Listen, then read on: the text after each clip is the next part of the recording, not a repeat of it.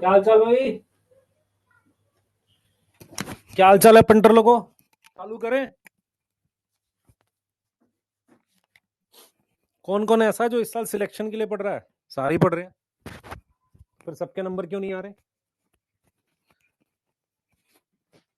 हाँ भाई, सबके नंबर क्यों नहीं आ रहे? सिलेबस क्यों नहीं पूरा हो रहा? डर क्यों लग रहा है? हैं?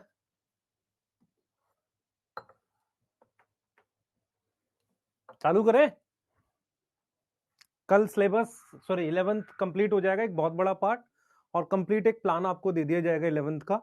और एक महीने के अंदर पूरा रिवाइज किया जाएगा। तो जो बच्चा करना चाहेगा करेगा। यूट्यूब टेलीग्राम बैच में मिलाकर मैं सब कुछ कराऊंगा। काफी सारी चीजें हैं, शॉर्ट नोट्स भी रहेंगे उसमें, काफी सारी चीजें प्लान करता हूँ। और उसको एक महीने सीरियसली फॉलो करते हैं। जहां पर समरी लेक्चर लगेंगे वो भी दिए जाएंगे, जैसे जैसे भी है। ठीक है, तो स्टार्ट करें।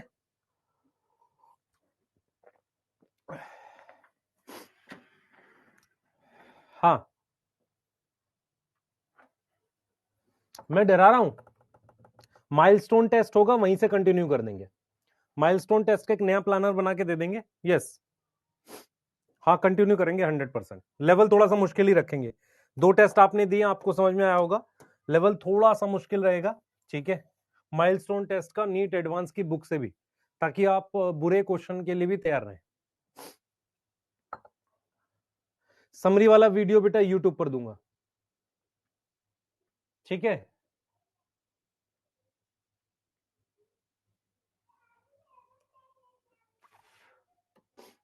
हाँ,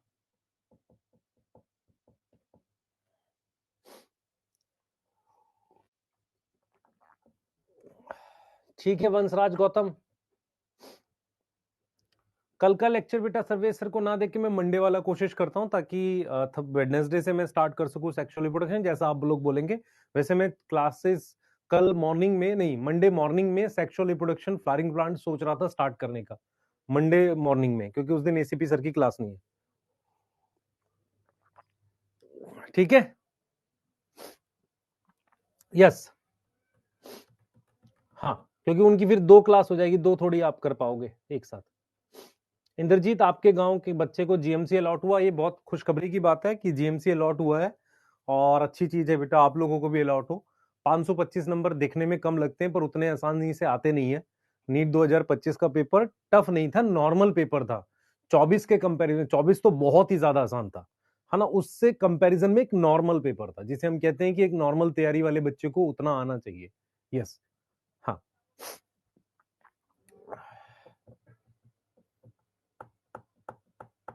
चले बेटा, चैट को ऑफ करें।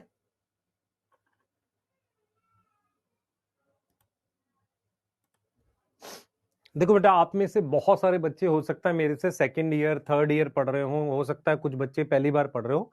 ये मेरी रिस्पॉन्सिबिलिटी है कि अब आने वाले एक महीने में आपको 11th रिवाइज करके दूं।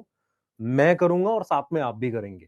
जो जो काम देता जाऊंगा उसको करते हुए चलो, डेली टारगेट देके आपको एक महीने के अंदर पूरी 11th को रिवाइज करने का फुल प्लान दे देते हैं। और फिर उसके साथ साथ 12th चलती रहेगी।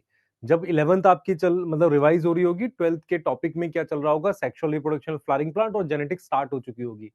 चांसेस ये है कि हम नवंबर और दिसंबर एंड मतलब 20-20 तारीख तक जेनेटिक्स फिनिश कर रहे होंगे, ऐसा मान के चलो। क्योंकि जेनेटिक्स में टाइम लगता है, दोनों चैप्टर बड़े हैं। तो 12th में जो मेन सिलेबस है 13 चैप्टर है, 13 में से 3 इकोलॉजी के हो गए, एक माइक्रोब्स 4, एक सेक्सुअल रिप्रोडक्शन 5 और 2 जेनेटिक्स। तो 7 चैप्टर आपके किसके हैं बेटा? आपके बॉटनी के। 6 चैप्टर आपके जूलॉजी के हैं। तो कंपैरेटिवली आप देखोगे कि वेटेज जो है बॉटनी की 12th में काफी अच्छी खासी है। और क्योंकि जेनेटिक्स होने की वजह से टाइम लगता है उसको कराने में। यस। हाँ, कल मेरी क्लास होगी, सुबह है 9 बजे। आज चैप्टर कंप्लीट नहीं हो सकता, 5 हार्मोन पढ़ाने बेटा, समझा के पढ़ाने, रटवाना नहीं है। तो टाइम लगेगा। 5 हार्मोन आज नहीं पढ़ सकते हम, है ना, कुछ भी करके नहीं पढ़ सकते। 5 हार्मोन नहीं पढ़ सकते, और उसको हापड़ दापड़ में कराने का कोई फायदा नहीं। आज और कल में मिलके हम 5 हार्मोन कराएंगे।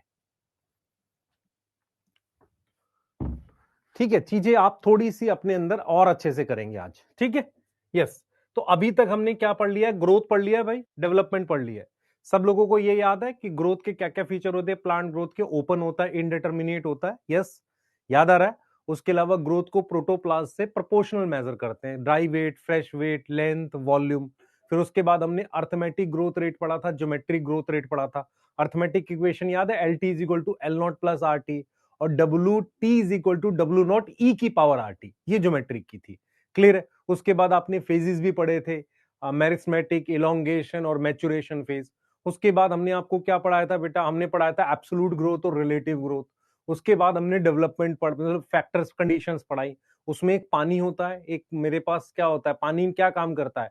टर्जिडिटी मेंटेन करता है, सेल को बड़ा बनाता है।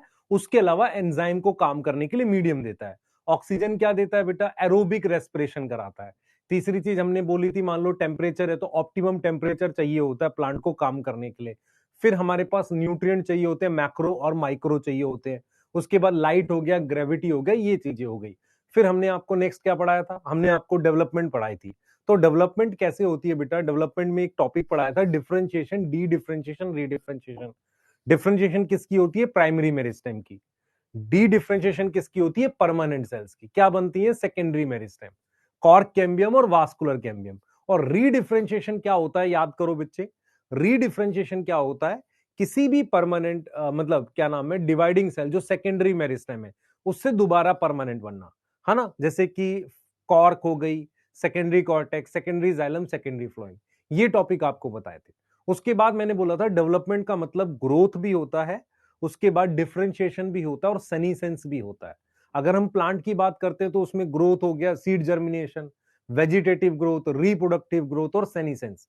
सेनीसेंस का मतलब होता है बूढ़ा होना, ग्रोइंग ओल्ड, या नेचुरल डेथ, मतलब एक तरीके से बूढ़े होके डेथ होने को क्या बोलते हैं? सेनीसेंस बोलते हैं। क्या बोलते हैं? एक तरीके से सेनीसेंस बोलते हैं। याद आ रहा है ये चीज? ठीक है, अब यहां से हम आगे जा रहे हैं। उसके बाद हमने आपको पढ़ाया था कि बेटा हमारे पास क्या है, एक टॉपिक होता है जिसको हम कहते हैं प्लास्टिसिटी। प्लास्टिसिटी का मतलब समझो, प्लांट को अगर डिफरेंट एनवायरमेंटल कंडीशन मिलती है तो वो लाइफ के डिफरेंट फेजेस फॉलो करता है या डिफरेंट तरीके से ग्रो करता है। प्लास्टिसिटी का एक उदाहरण है हेट्रोफिली। किसी प्लांट में दो तरह की लीफ होना उसे कहते हैं हेट्रोफिली। कॉटन, कोरिएंडर, लरक्स पर, इनमें डेवलपमेंटल हेट्रोफिली, मतलब प्लांट चाहे किसी भी कंडीशन में हो दो तरह की लीफ बनती है। एक प्लांट होता है जिसका नाम बटर कप है, पानी में अलग तरह की लीफ होती है, लैंड पर अलग तरह की लीफ होती है। क्लियर है? उसके बाद मैंने लास्ट आपको क्या पढ़ाया था? आपको याद है? मैंने आपको पढ़ाया था ग्रोथ और डेवलपमेंट को कंट्रोल करने के लिए दो तरह के फैक्टर होते हैं। एक होते हैं एक्सट्रिंसिक, टेम्परेचर, लाइट, न्यूट्रिएंट, ये सारे, और इंट्रिंसिक। इंट्रिंसिक दो तरह के हैं। एक सेल के अंदर, तो सेल के अंदर को क्या बोलोगे? इंट्रासेलुलर, उसमें कौन आ जाएगा? जीन आ जाएगा। और सेल्स के बीच में इंटरसेलुलर। तो इंटरसेलुलर का मतलब ये वो केमिकल्स होते हैं जो सेल के बीच में होते हैं और जाकर अपना इंपैक्ट दिखाते हैं। क्लियर है कि नहीं? क्लियर है कि नहीं?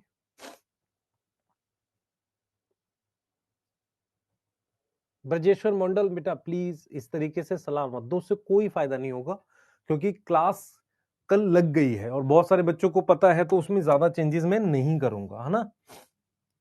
डन है? हाँ, तो कल इसको फिनिश कर रहे हैं हम लोग, चैप्टर को अभी पढ़ाई करते हैं, फिर कल बात करेंगे। यस, हाँ।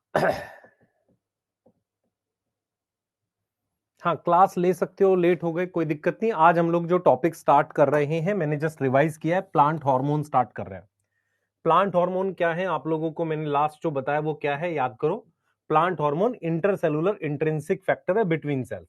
तो सबसे पहले हम लोग स्टार्ट कर रहे हैं प्लांट हार्मोन्स। तो प्लांट हार्मोन्स का एक और नाम होता है प्लांट ग्रोथ रेगुलेटर्स।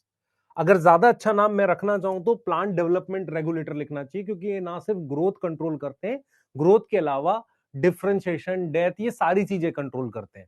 तो इनका वैसे तो नाम होना चाहिए था प्लांट डेवलपमेंट रेगुलेटर, पर सॉरी, प्लांट डेवलपमेंट रेगुलेटर, पर क्योंकि पुराना नाम दिया हुआ है प्लांट ग्रोथ रेगुलेटर।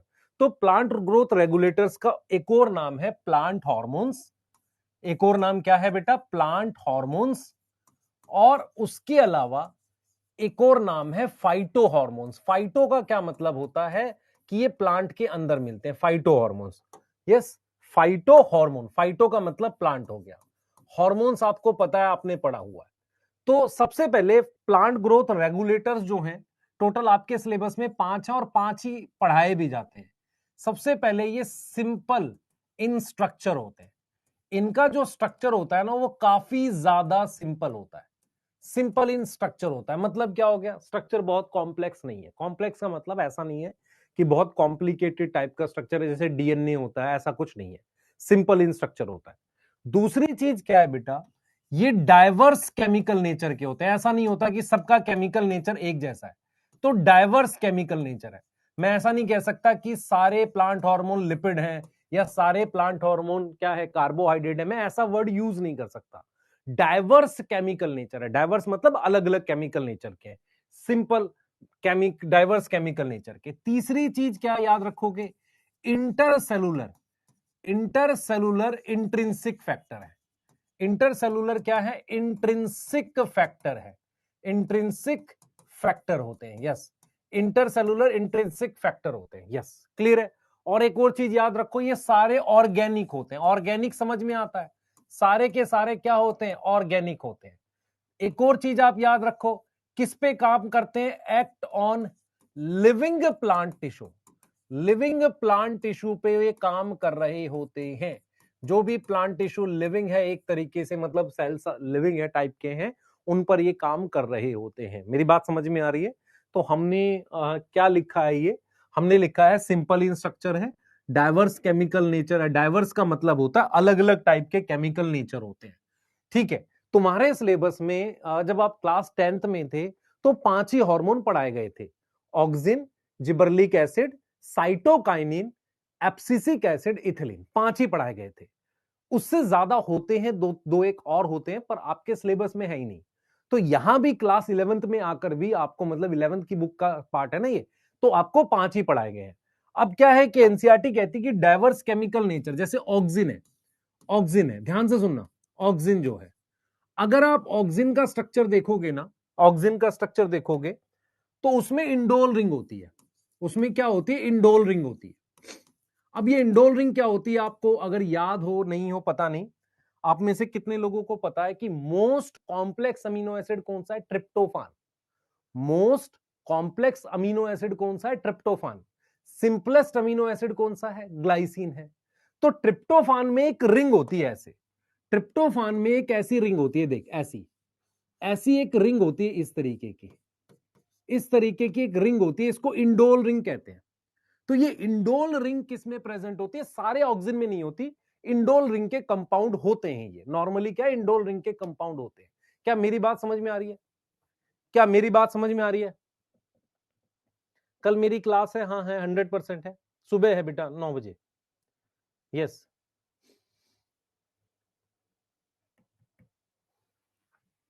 ठीक है। थर्ड पॉइंट है इंटरसेलुलर। कल की क्लास छोड़ी है क्या, इंटरसेलुलर इंट्रिंसिक फैक्टर क्या बताया था, ये सेल है, ये सेल है, इसके बीच में केमिकल्स होते हैं, ये यहां से दूसरी जगह भी जा सकते हैं, सेल्स के बीच में होते हैं, डिफ्यूजन से मूव कर सकते हैं। अब आओ जरा, तो ऑक्सिन में कौन सी रिंग होती है, इंडोल रिंग होती है। इसीलिए कहते हैं बेटा, इसीलिए कहते हैं कि ट्रिप्टोफान जो है, ट्रिप्टोफान अमीनो एसिड क्या है, amino acid is precursor of auxin. Amino acid is precursor. Precursor समझ में आता है, प्रीकर्सर का मतलब होता है किससे बनता है, ऑफ ऑक्सिन। तो ऑक्सिन का प्रीकर्सर कौन है, मेरे पास ट्रिप्टोफान है। सो दूसरा आ जाओ, दूसरा मेरे पास है जिबरलिक एसिड, जिबरलिन कहते हैं इसको, जिबरलिक एसिड, यस। अब जो जिबरलिक एसिड है उसमें टारपीन होता है बेटा, टारपीन, कुछ कार्बन की रिंग होती है, मतलब टारपीन क्या है, ग्रुप ऑफ कंपाउंड होते हैं 10 कार्बन के आसपास या उससे ज्यादा, 20 कार्बन 10 कार्बन ऐसे होते हैं, उसमें टारपीन होता है। क्या होता है, टारपीन, यस, टारपीन होता है। तो टारपीन क्या है, कार्बन की कुछ चेन टाइप से बनती है, उसको कहते हैं। इसके अलावा अब हमारे पास क्या होता है, एक होता है साइटोकाइनिन, एक होता है साइटोकाइनिन। अब साइटोकाइनिन क्या होता है बेटा, ध्यान से सुनेंगे।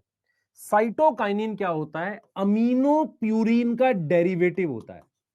अमीनो प्यूरिन किसे कहते हैं, कौन बच्चा बताएगा, सर एडिनिन को कहते हैं।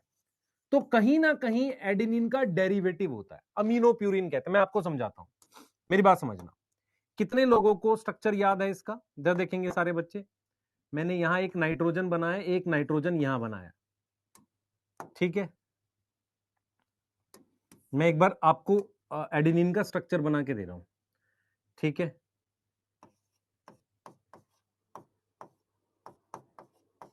आपने बायोमोलिक्यूल पढ़ा होगा ना, तो उसमें हमारे पास आता है ये टॉपिक आता है। अब ये एडेनिन का स्ट्रक्चर है, डबल बॉन्ड और हाइड्रोजन लगानी होती है। एक डबल बॉन्ड यहां, इसको छोड़ के एक यहां, इसको छोड़ के एक यहां, और एक यहां लगता है। बाकी आप हाइड्रोजन से वैलेंसी पूरी कर दो। और यहां पर क्या है बेटा, अगर कार्बन काउंट करोगे तो यहां से 1 चालू होता है, 4, 5 और 6। अब यहां पर एक ग्रुप जुड़ता है जिसका नाम फरफ्यूराइल है, और ये 6th कार्बन पर जुड़ता है। ऐसे करके ग्रुप जुड़ता है जिसका नाम फरफ्यूराइल है। तो आपको समझना पड़ेगा कि साइटोकाइनिन, जैसे ये किसका स्ट्रक्चर है बेटा, ये प्यूरिन है। अब प्यूरिन में क्या होता है, मेरी बात समझना ध्यान से। प्यूरिन में क्या होता है, हमारे पास, ध्यान सुनेंगे बेटा, 6 अमीनो प्यूरिन एडेनिन को कहते हैं हम लोग। तो हम क्या कह रहे हैं बच्चे, यहां पर अमीनो ग्रुप जुड़ा हुआ था, यस। उसके आगे एक ग्रुप और जोड़ दिया, फरफ्यूराइल। अब ये कौन सी कार्बन पर जुड़ा हुआ है, 6 पर। तो एनसीईआरटी क्या लिखती है, एनसीईआरटी लिखती है N6 फरफ्यूराइल अमीनो प्यूरिन। किसको किसको मेरी बात समझ में आ रही है, अमीनो प्यूरिन। किसको किसको मेरी बात समझ में आ रही है। सर स्ट्रक्चर याद करने या नहीं करने, तुम्हें बस ये ध्यान रखना है कि ये जो स्ट्रक्चर मैंने बनाया है, ये एडेनिन का स्ट्रक्चर बनाया। सर एक बार फिर बना दो, बना देता हूं। ऐसे नाइट्रोजन बनाई, फिर मैंने कार्बन बनाई, फिर मैंने ऐसे नाइट्रोजन बनाई, फिर कार्बन, फिर कार्बन, फिर कार्बन, ऐसे करके, फिर यह नाइट्रोजन, कार्बन और नाइट्रोजन, ऐसे। अब यहां पर मैंने डबल बॉन्ड बनाया, एक छोड़ के यहां, एक छोड़ के यहां, डबल बॉन्ड ऐसे। और यहां पर NH2 की वजह से इसको एडेनिन बोलते हैं, अमीनो प्यूरिन है। अब यहां पर मेरे पास एक ग्रुप जुड़ता है जिसको फरफ्यूराइल कहते हैं, फरफ्यूराइल। अगर आप ध्यान से देखो, ये एडेनिन का स्ट्रक्चर है। तो एडेनिन में N6 समझ में आता है, ये 6ठी कार्बन है। यहां से 1 काउंट करते हैं बेटा, यहां से 1 काउंट करते हैं, 2, 3, ऐसे करके ये 6th कार्बन आ रही है। तो 6th कार्बन N6 मतलब ये वाली नाइट्रोजन, यहां पर एक ग्रुप जुड़ा हुआ है, फरफ्यूराइल। तो N6 फरफ्यूराइल अमीनो प्यूरिन किसका है हमारे पास, साइटोकाइनिन। तो साइटोकाइनिन या तो एडेनिन का डेरिवेटिव है, अमीनो प्यूरिन बोल सकते हो, ये नाम है।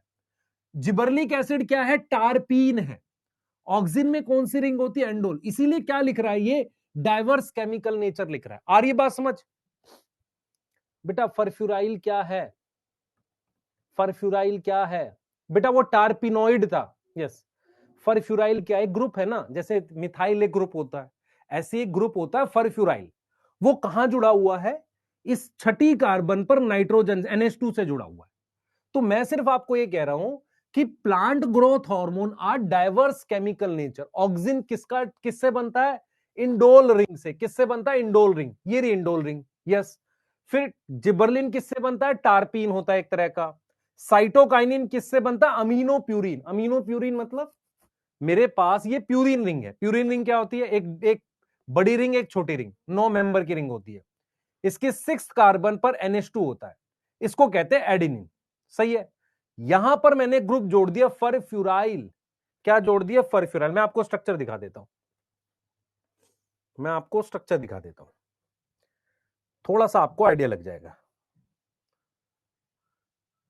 ये देखो, इससे क्या होगा, आप थोड़ा कॉन्फिडेंट फील करोगे। ये देखो, ये दिख रहा है, आप पहले मुझे बताओ, ये दिख रहा है आपको।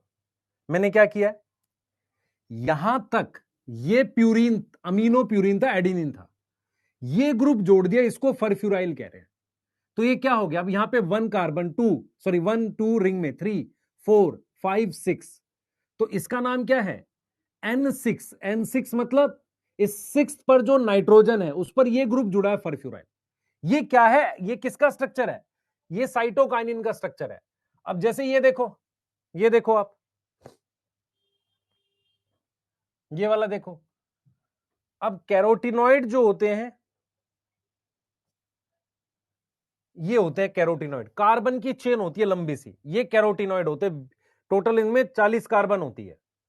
तो अगर मैं आपसे कहूं एब्सिसिक एसिड किसका बना है, एब्सिसिक एसिड तो एब्सिसिक एसिड, जिसको शॉर्ट में आप ABA लिखते हो, वो किसका डेरिवेटिव होता है? Derivative of carotenoid. किससे बनता है? Derivative of carotenoid. सर ये तो बहुत मुश्किल स्ट्रक्चर्स हैं, कैसे याद करेंगे? जीवन खराब हो गया, नाम याद करने हैं। ऑक्सिन की इंडोल रिंग याद करनी है, जिबरलिन की टार्पीन याद करनी है, साइटोकाइनिन किसका डेरिवेटिव है? प्यूरिन का। एब्सिसिक एसिड किसका है? कैरोटिनॉइड का।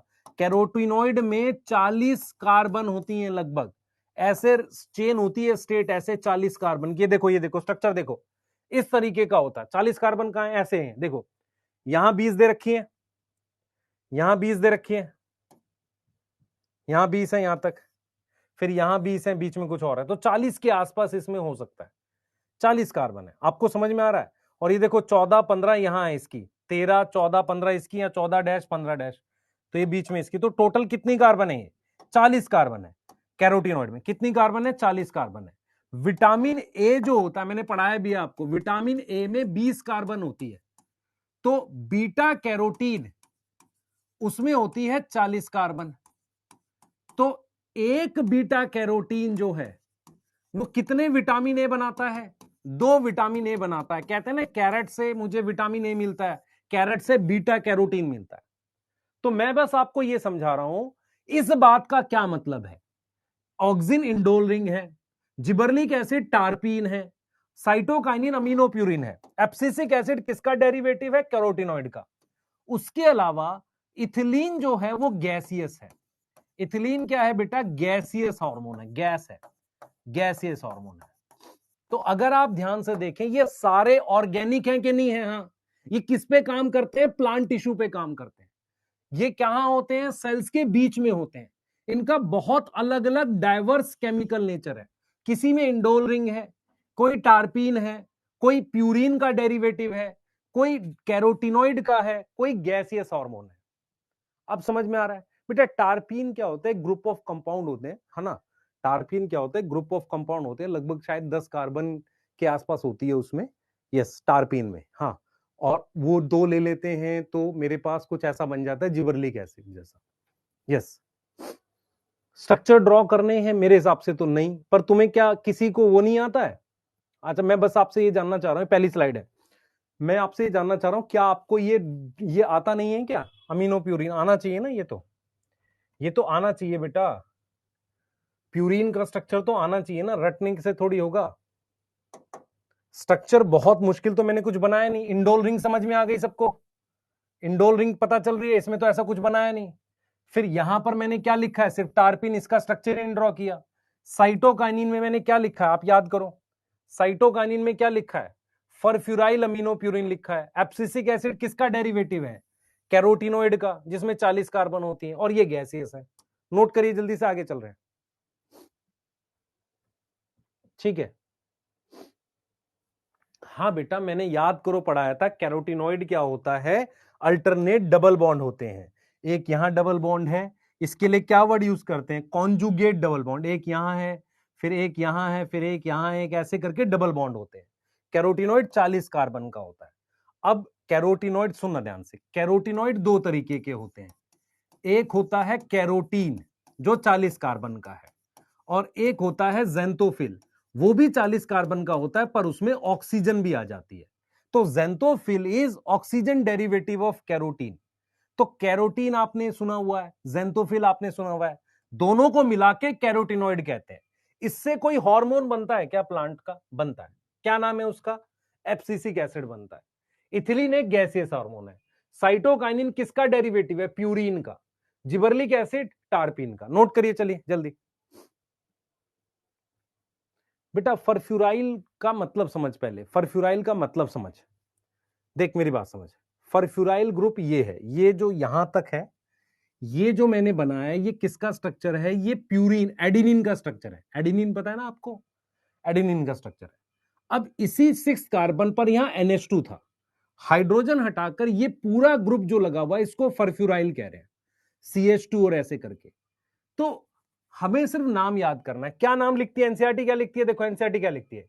एनसीईआरटी लिखती है कि साइटोकाइनिन इज बेसिकली N6। क्या लिखती है? N6। N6 फरफ्यूराइल aminopurine. तो कहीं ना कहीं जैसे मान लो बेंजीन की रिंग पे मिथाइल जोड़ते हैं, OH ग्रुप जोड़ते हैं, ऐसे ही मेरे पास प्यूरिन रिंग पर मैंने कौन सा ग्रुप जोड़ा हुआ है? फरफ्यूराइल।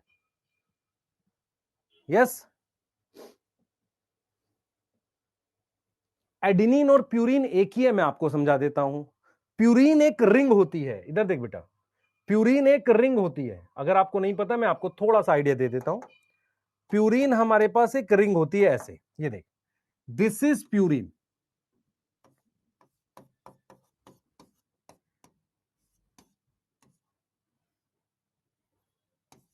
ये प्यूरिन है, ठीक है। अब मुझे बताना,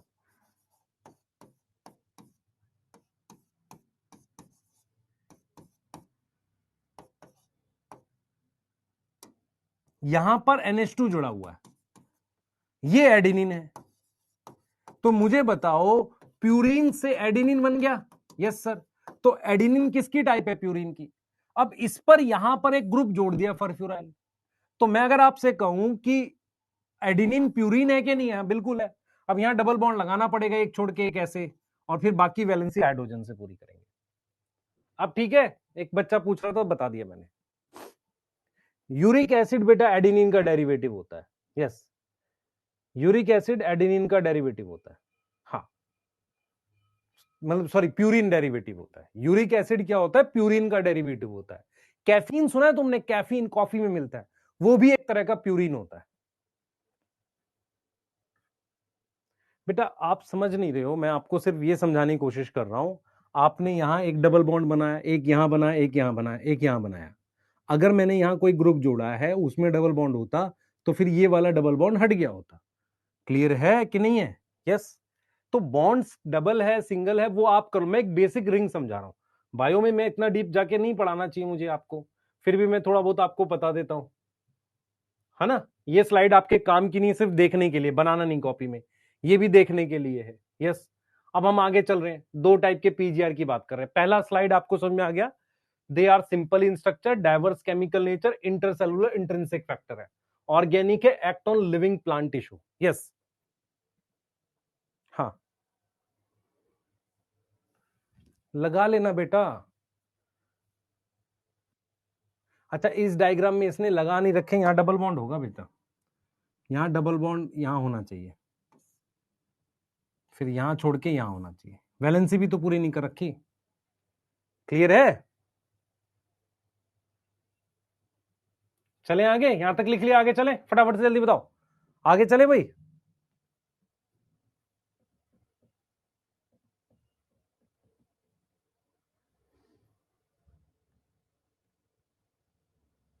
बेटा मैं आपको डीएनए में दोबारा पढ़ाऊंगा, एडेनिन, गुआनिन, एटीपी, जीटीपी, ये पढ़ाऊंगा स्ट्रक्चर। जब डीएनए का स्ट्रक्चर पढ़ाऊंगा ना, क्योंकि बायोमोलिक्यूल मैंने नहीं पढ़ा रखा आपको, तो मुझे पढ़ाना पड़ेगा वो आपको, वो खुद से पढ़ाना पड़ता है मुझे, क्योंकि मैं उसको यूज करता हूं इसलिए। अब आ जाओ बेटा, दो टाइप के पीजीआर है हमारे पास, प्लांट ग्रोथ रेगुलेटर होते हैं दो कैटेगरी में, ठीक है। अब ये किसके हिसाब से? On the basis of role है, बेसिस ऑफ रोल। दो तरह के कैटेगरी में हम इनको डिवाइड करते हैं। एक होते हैं पीजीपी, पीजीपी, पीजीपी का क्या मतलब है? पीजीपी, पीजीपी का मतलब है कि ये ग्रोथ प्रमोट करने की एक्टिविटी करते हैं, तो इन्हें हम कहते हैं plant growth promoter, plant growth promoters. तो ये क्या करते हैं? इनकी मैक्सिमम एक्टिविटी, इनके most of the role, most of the role क्या है? To promote growth. अब कौन सी ग्रोथ? कौन सी ग्रोथ? जैसे एग्जाम्पल के लिए अगर मैं लिखूं, एग्जाम्पल के लिए सेल को डिवाइड करना, सेल को डिवाइड करेंगे, सेल का साइज बढ़ाएंगे, यस, सेल एनलार्जमेंट हो गया, यस। ट्रॉपिक मूवमेंट हो गई, ट्रॉपिक मूवमेंट सुना आपने, फोटोट्रॉपिक, बेंड कर जाता है, ट्रॉपिक मूवमेंट हो गई, है ना, ट्रॉपिक मूवमेंट हो गई। फिर फ्लावरिंग हो गई, सीड फॉर्मेशन, फ्लावरिंग, फूल आना, fruit formation, fruiting, fruit formation हो गई, और उसके अलावा बेटा मेरे पास सीड डेवलपमेंट हो गई, सीड फॉर्मेशन हो गई। तो मैक्सिमम अगर मेरे पास ग्रोथ वाली एक्टिविटीज है उन्हें पीजीपी कहते हैं। इनमें मेरे पास ऑक्सिन आता है, जिबरलिक एसिड आता है और साइटोकाइनिन आता है, ये तीन आते हैं। तो पीजीपी वो होते हैं वो हार्मोन्स जिनकी मैक्सिमम एक्टिविटी ग्रोथ प्रमोट करने की है। उसके अलावा हमारे पास एक आते हैं पीजीआई, एक क्या आते हैं बेटा, पीजीआई आते हैं। क्या आते हैं? पीजीआई आते हैं, पीजीआई आते हैं। पीजीआई क्या होता है, मेरी बात समझो ध्यान से। क्या होता है बेटा, प्लांट को कई तरह का स्ट्रेस होता है। स्ट्रेस मतलब किसी प्लांट में कीड़ा लग गया तो वो चाहेगा नहीं कि अभी ग्रो करो। किसी प्लांट को पानी कम मिला तो प्लांट क्या करता है बेटा, इनको कहते हैं plant growth inhibitor, plant growth inhibitor. अब ये प्लांट की ग्रोथ इनहिबिट क्यों करते हैं? होता क्या है कि इन बायोटिक स्ट्रेस कौन सा होता है? इंसेक्ट का attack, biotic and abiotic stress. समझो ध्यान से, बायोटिक स्ट्रेस और एबायोटिक स्ट्रेस और इन इंजरी प्लांट को ये हेल्प करते हैं, प्लांट की ग्रोथ को क्या करते हैं, स्लो करते हैं, ताकि प्लांट को टाइम मिले। प्लांट की ग्रोथ को क्या करेंगे, डिक्रीज करेंगे, है ना, ताकि प्लांट सरवाइव कर सके। किस में करेंगे? स्ट्रेस, किसी भी तरीके का। What is biotic stress? मान लो किसी प्लांट को कीड़ा लग गया, इंसेक्ट ने अटैक कर दिया, या किसी प्लांट को किसी फंजाई ने अटैक कर दिया, they are biotic stress. Abiotic stress मतलब कम पानी मिलना, ड्रॉट हो गया। मान लो एक प्लांट में, मेरी बात समझना, एक प्लांट को पानी नहीं मिल रहा है, तो क्या उसको अपना स्टोमेटा खुला रखना चाहिए, बंद कर देना चाहिए? बंद कर देना चाहिए। मेरी बात समझ पा रही हो? तो ये हेल्प करते हैं स्ट्रेस में। इसमें मेनली आता है एब्सिसिक एसिड। मेनली क्या आता है? एब्सिसिक एसिड आता है। क्या आता है? मेनली एब्सिसिक एसिड आता है मेनली इसमें। और जो इथिलीन होता है ना, इथिलीन, इथिलीन क्या है बेटा? इथिलीन दोनों है। इथिलीन के रोल जो है बोथ पीजीपी एंड पीजीआई है, but more role as a inhibitor है। रोल ऑफ पीजीआई है, पीजीआई समझ में आता है, इनहिबिटर टाइप के, इनहिबिटर टाइप के ज्यादा रोल है। तो अगर आपसे पूछा जाए कि प्लांट ग्रोथ प्रमोटर्स में कौन आएंगे, ऑक्सिन, जिबरलिक, साइटोकाइनिन। इनहिबिटर प्लांट के लिए फायदा है कि नुकसान है? बिल्कुल फायदा है, क्योंकि स्ट्रेस में प्लांट को ग्रो नहीं करना चाहिए। तो उसमें मेनली क्या आएगा? एब्सिसिक एसिड आएगा। इथिलीन दोनों में आता है, पर ज्यादा किस में आता है? इनहिबिटर में आता है। ज्यादा किस में आता है? इनहिबिटर में आता है। मतलब मान लो 10 रोल हैं, उसमें से 6 से 7 रोल उसके इनहिबिट करने के, ग्रोथ को कम करने के। यहां तक समझ में आ रही है बेटा? पीजीपी पीजीआर क्या होता है? अब तू ऐसे सवाल पूछेगा तो पिटाई खाने का। कब कब ज्वाइन की क्लास? प्लांट ग्रोथ रेगुलेटर का मतलब एक ऐसे ऑर्गेनिक कंपाउंड जो प्लांट की ग्रोथ डेवलपमेंट को कंट्रोल करते हैं। उसमें ऐसा हो सकता है कुछ प्लांट की ग्रोथ को प्रमोट करेंगे, कैसे? सेल को डिवाइड करना, प्लांट की लेंथ बढ़ाना, ऐसे करके, इस तरीके से फूल लाना, उसमें फ्रूट बनाना, ये सारी चीज, सीड डेवलप करना, ये हो गए। इनमें 3 हार्मोन आते हैं, auxin, gibberellic acid, cytokinin. Inhibitor में मेनली एब्सिसिक एसिड। इथिलीन के जो रोल हैं वो दोनों में आते हैं। तो ये जो मैंने कैटेगरी, पीजीआर की कैटेगरी बनाई है, किस हिसाब पे बनाई है? On the basis of role बनाई है। क्या इतनी बात समझ में आ रही है बेटा? इंजरी में मेरी बात सुनो, अगर किसी प्लांट को इंजरी हो गई है तो उसको उस वक्त उतनी तेजी से ग्रो नहीं करता, वो थोड़ा सा टाइम लेता है, तो इंजरी वाले में इनहिबिटर आएगा। यस। नहीं श्रवण, निषाद, नीट एडवांस की पीडीएफ कैसे मिल सकती है यार? क्या बात कर रहा है? मान ली नीट एडवांस एक बुक है जिसपे काफी काम किया गया है, उसकी तुम कह रहे हो कि उसको लीक कर दें हम? मतलब क्या है इस चीज से? है? थोड़ा तो अकल लगा यार।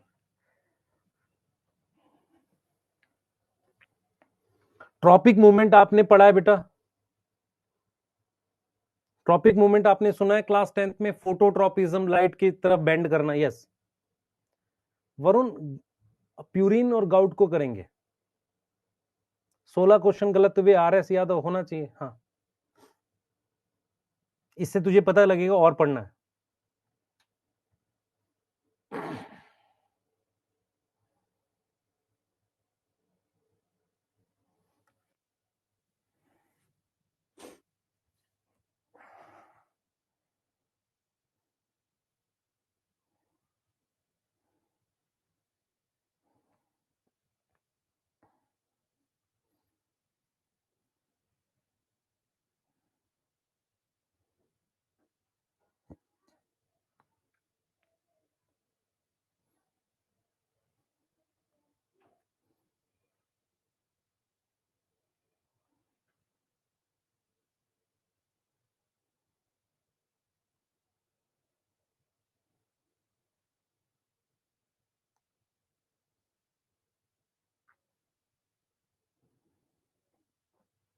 लिख लिया बेटा, चले आगे। अगला टेस्ट शेड्यूल आ जाएगा, मतलब कल तक आ जाएगा बेटा। ए बायोटिक और बायोटिक स्ट्रेस का मतलब बता देता हूं। बायोटिक स्ट्रेस मैं नोट में लिख सकता हूं या आप समझो। बायोटिक होता है किसी इन्फेक्शन, और ए बायोटिक स्ट्रेस होता है ड्रॉट, सूखा। यस, सही है। कोल्ड मतलब बहुत ठंडा हो जाना, सही है। मैं आपको नोट में लिख देता हूं, नोट में लिख देता हूं ताकि आपको पता रहे। बायोटिक स्ट्रेस क्या होगा, बायोटिक स्ट्रेस क्या होगा आपको। बायोटिक स्ट्रेस कौन सा है, कोई इंफेक्शन हो जाए तो उसमें क्या हो गया, इंसेक्ट, फंगल इन्फेक्शन, प्लांट को फंगल इन्फेक्शन, इंसेक्ट का अटैक हो गया, इंसेक्ट का अटैक हो गया, ये सब क्या आ गया, बायोटिक स्ट्रेस में आता है। ए बायोटिक स्ट्रेस में क्या होगा, सॉल्ट, नमक ज्यादा होना। भाई ए बायोटिक स्ट्रेस में क्या होगा, ड्रॉट और सैलिनिटी। सैलिनिटी मतलब नमक ज्यादा होना। यस, आपको पता है कि मिट्टी की पीएच चेंज हो रही है धीरे धीरे। अगर हम कोई क्रॉप सब जगह क्यों नहीं उगा सकते, पीएच बहुत इंपैक्ट करती है। क्या हो रहा है कि हम लोग मिट्टी की पीएच बदल रही है, जो सॉइल है उसकी पीएच कैसे बदल रही है बताता हूँ। बहुत सारी जगह ग्राउंड वाटर निकाल के ऊपर मतलब इरिगेशन की जाती है, उससे क्या होता है, पानी तो उड़ जाता है और जो बहुत सारा नमक है वो सरफेस पे रह जाता है क्योंकि खारा पानी होता है। तो उससे क्या हो रहा है, सॉइल की पीएच चेंज हो रही है। अब अगर सॉइल की पीएच चेंज हो रही है तो क्या करेंगे, मान लो आपको पता है कि सॉल्ट जो होता है वो कई तरह का होता है। एक न्यूट्रल सॉल्ट होता है, एक एसिडिक सॉल्ट होता है, एक बेसिक सॉल्ट होता है। तो अगर पीएच चेंज हो रही है तो आपको उसका रिवर्स केमिकल ऐड करना पड़ेगा, तब पीएच नॉर्मल होगी। इसीलिए कह रहे हैं कि मिट्टी की को नॉर्मल करने के लिए भी कुछ केमिकल डालने पड़ते हैं। केमिकल इनपुट बढ़ता जा रहा है, ये बात समझ में आ रही है। तो सैलिनिटी का मतलब होता है नमक ज्यादा होना मिट्टी में, वो प्लांट को नुकसान भी करता है। यस।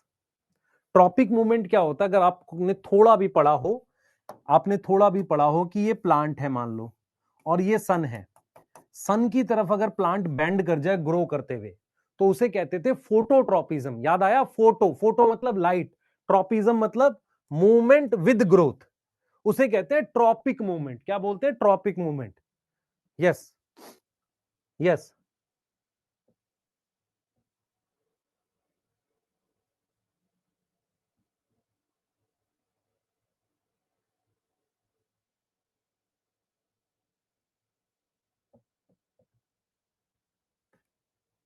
ठीक है बेटा। गांव में हैंडपंप होता है, पर हैंडपंप से तुम कितना पानी निकालते हो, जो ट्यूबवेल होता है उससे ज्यादा पानी निकलता है। सारा का सारा पानी कहाँ बिछा देते हैं, मिट्टी में बिछा देते हैं, पानी उड़ जाता है, कुछ प्लांट ले लेता है, नमक रह जाएगा ना सरफेस पे, सतह पे। ज्यादा समय तक धीरे धीरे प्लांट की, सॉरी, मिट्टी की पीएच बदलती है। हाँ, लिख लिया, चले आगे, चलिए आइए। हैंडपंप डोनाल्ड ट्रंप जैसा नहीं सुनाई दे रहा, आ जाओ। पहला हार्मोन पढ़ रहे हैं, ऑक्सिन। देखो क्या पढ़ेंगे हम, किसी भी हार्मोन के लिए हमें क्या क्या टॉपिक पढ़ने हैं। सबसे पहले हमें पढ़ना है टॉपिक डिस्कवरी। सारे हार्मोन के लिए मुझे पढ़ना है, फॉर ऑल हार्मोन, क्योंकि सबकी डिस्कवरी जो थी एक्सीडेंटल थी। डिस्कवरी क्या थी, एक्सीडेंटल थी। तो मुझे क्या पढ़ना है, एक तो टॉपिक पढ़ना है डिस्कवरी, ठीक है। फिर मुझे पढ़ना है साइट ऑफ सिंथेसिस, वो हार्मोन प्लांट में कहां बनता है, ठीक है। फिर उस हार्मोन का एक टेस्ट होता है, उसे कहते हैं बायोएसे। कितने बच्चों को एलिसा की फुल फॉर्म पता है? एलिसा की फुल फॉर्म है एंजाइम लिंक्ड इम्यूनोसॉर्बेंट एसे। ऐसे दो तरह का होता है, एक जो तुम काऊ पे लिखते थे वो शायद ऐसे होता होगा, ई से। यहां पर जो ऐसे है, यहां पर जो ऐसे वो ए से है, इसका मतलब होता है टेस्ट। इसका मतलब क्या होता है, टेस्ट। यस। तो हमें सारे हॉर्मोन्स का क्या पढ़ना है, टेस्ट पढ़ना है। उसके अलावा उसके क्या पढ़ने हैं बेटा, एग्जाम्पल पढ़ने हैं। उसके अलावा हमने क्या पढ़ना है, उसका एग्जाम्पल्स पढ़ने हैं। हमें क्या पढ़ने हैं, उनके एग्जाम्पल्स पढ़ने हैं। यस, क्लियर है।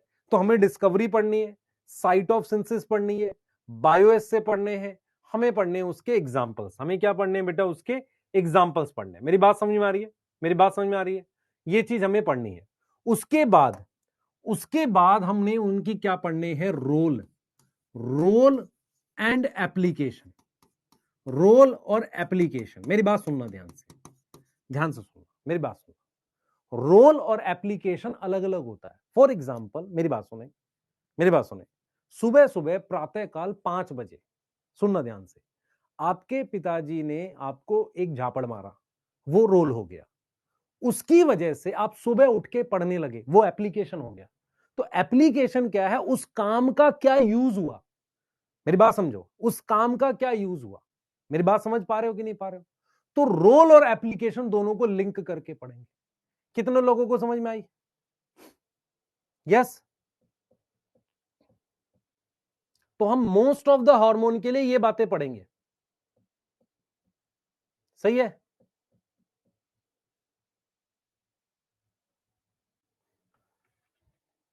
मान लो, मेरी बात सुने, मान लो एक हार्मोन है, एक हार्मोन है जो क्या करता है बेटा, जिसकी वजह से ब्रांच बनती है। अब कोई ऐसा प्लांट जिसमें ब्रांच बनने से फायदा हो, उसमें वो काम करेगा। समझ में आ रहा है नहीं आ रहा? मेरी बात समझ में आ रहा है नहीं आ रहा? एक हार्मोन है जिसकी वजह से कुछ प्लांट ग्रो नहीं करते, तो मैं उस हार्मोन को एज अ वीडीसाइड यूज कर रहा हूं। तो रोल होता है वो क्या काम करता है, अब उसको एग्रीकल्चर में कैसे यूज करते हैं उसको कहते हैं एप्लीकेशन। तो रोल और एप्लीकेशन की बात करेंगे, हम एग्जाम्पल की बात करेंगे, हम साइट ऑफ सिंथेसिस की बात करेंगे, हम डिस्कवरीज की बात करेंगे।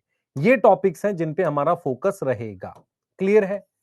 ये टॉपिक्स हैं जहां पर हमारा फोकस रहेगा, हम सारे हॉर्मोन्स के लिए पढ़ेंगे। तो सबसे पहले हम ऑक्सिन के बारे में पढ़ने जा रहे हैं, डिस्कवरी। ठीक है, सबसे पहला पॉइंट मैं बता देता हूं कि most of the plant hormone या ऑल प्लांट हार्मोन की एक्सीडेंटल डिस्कवरी है। सर पीछे वाला लिखा नहीं, हमने वो लिखना ही नहीं है, बस ये बताने के लिए था कि क्या पढ़ने हैं टॉपिक। ऑल प्लांट हार्मोन्स की एक्सीडेंटल डिस्कवरी है, एक्सीडेंटल डिस्कवरी है। किसी को पता है एक्सीडेंटल डिस्कवरी को क्या बोलते हैं? ये एक्सीडेंटल डिस्कवरी क्या होती है? हम रोड पे जा रहे थे, हमने कुछ डिस्कवर कर दिया? नहीं। एक्सीडेंटल डिस्कवरी का मतलब होता है मैं लैब में कुछ काम कर रहा था, मैंने कुछ और डिस्कवर कर दिया। For example Alexander Fleming culture कर रहे थे, किसको? बैक्टीरिया को। यस, उन्होंने एंटीबायोटिक डिस्कवर कर दिया।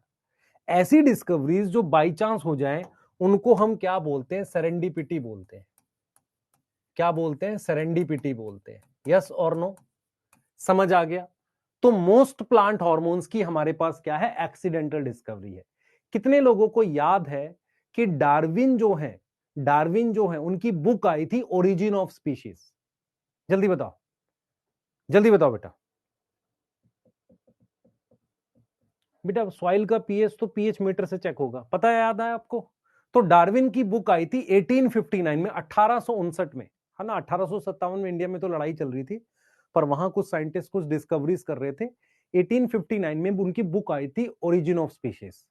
1880 के आसपास, यस 1860 है या 80 है, मतलब 19 सेंचुरी की तरफ जा रहे हैं जब हम, चार्ल्स डार्विन और उनके बेटे फ्रेंसिक डार्विन वो प्लांट पर किसी टॉपिक पे काम कर रहे थे। तो अगर मैं बात कर रहा हूं डिस्कवरी की, तो सबसे पहला काम किसका है बेटा? सबसे पहला कंट्रीब्यूशन है किसका? Charles Darwin and his son forensic Darwin. तो क्या इन्होंने ऑक्सिन डिस्कवर किया था? हां, पर वो काम तो कुछ और कर रहे थे। तो वो क्या काम कर रहे थे? वो काम कर रहे थे वर्किंग ऑन फोटोट्रोपिज्म। वो काम कर रहे थे फोटोट्रोपिज्म पे। कैसे काम कर रहे थे मैं आपको समझाता हूं। हमारे पास क्या होता है बेटा, हमारे पास क्या होता है, एक प्लांट था जिसका नाम था कैनरी ग्रास। एक प्लांट था जिसका नाम था कैनरी ग्रास। कैनरी ग्रास की जो शूट टिप होती है, शूट टिप, उसको उन्होंने क्या बोला? कोलियोप्टाइल। शूट टिप क्या होता है बेटा? मेरी बात सुनेंगे ध्यान से। ग्रास की जो शूट टिप होती है उसके बाहर एक लीफ जैसा ऐसा कवर होता है, उसे कोलियोप्टाइल बोलते हैं। वो लोग किस टॉपिक पे काम कर रहे थे? बाई चांस डिस्कवर किया ना, वो लोग काम कर रहे थे फोटोट्रोपिज्म पे। तो वो क्या एक्सपेरिमेंट कर रहे थे? सुनना, क्या एक्सपेरिमेंट कर रहे थे? उन्होंने क्या किया, उन्होंने ये प्लांट की टिप है, समझना ध्यान से। ये हमारे पास प्लांट की टिप है, ध्यान से देखना। ये प्लांट की टिप है हमारे पास, ठीक है, ये प्लांट की टिप है।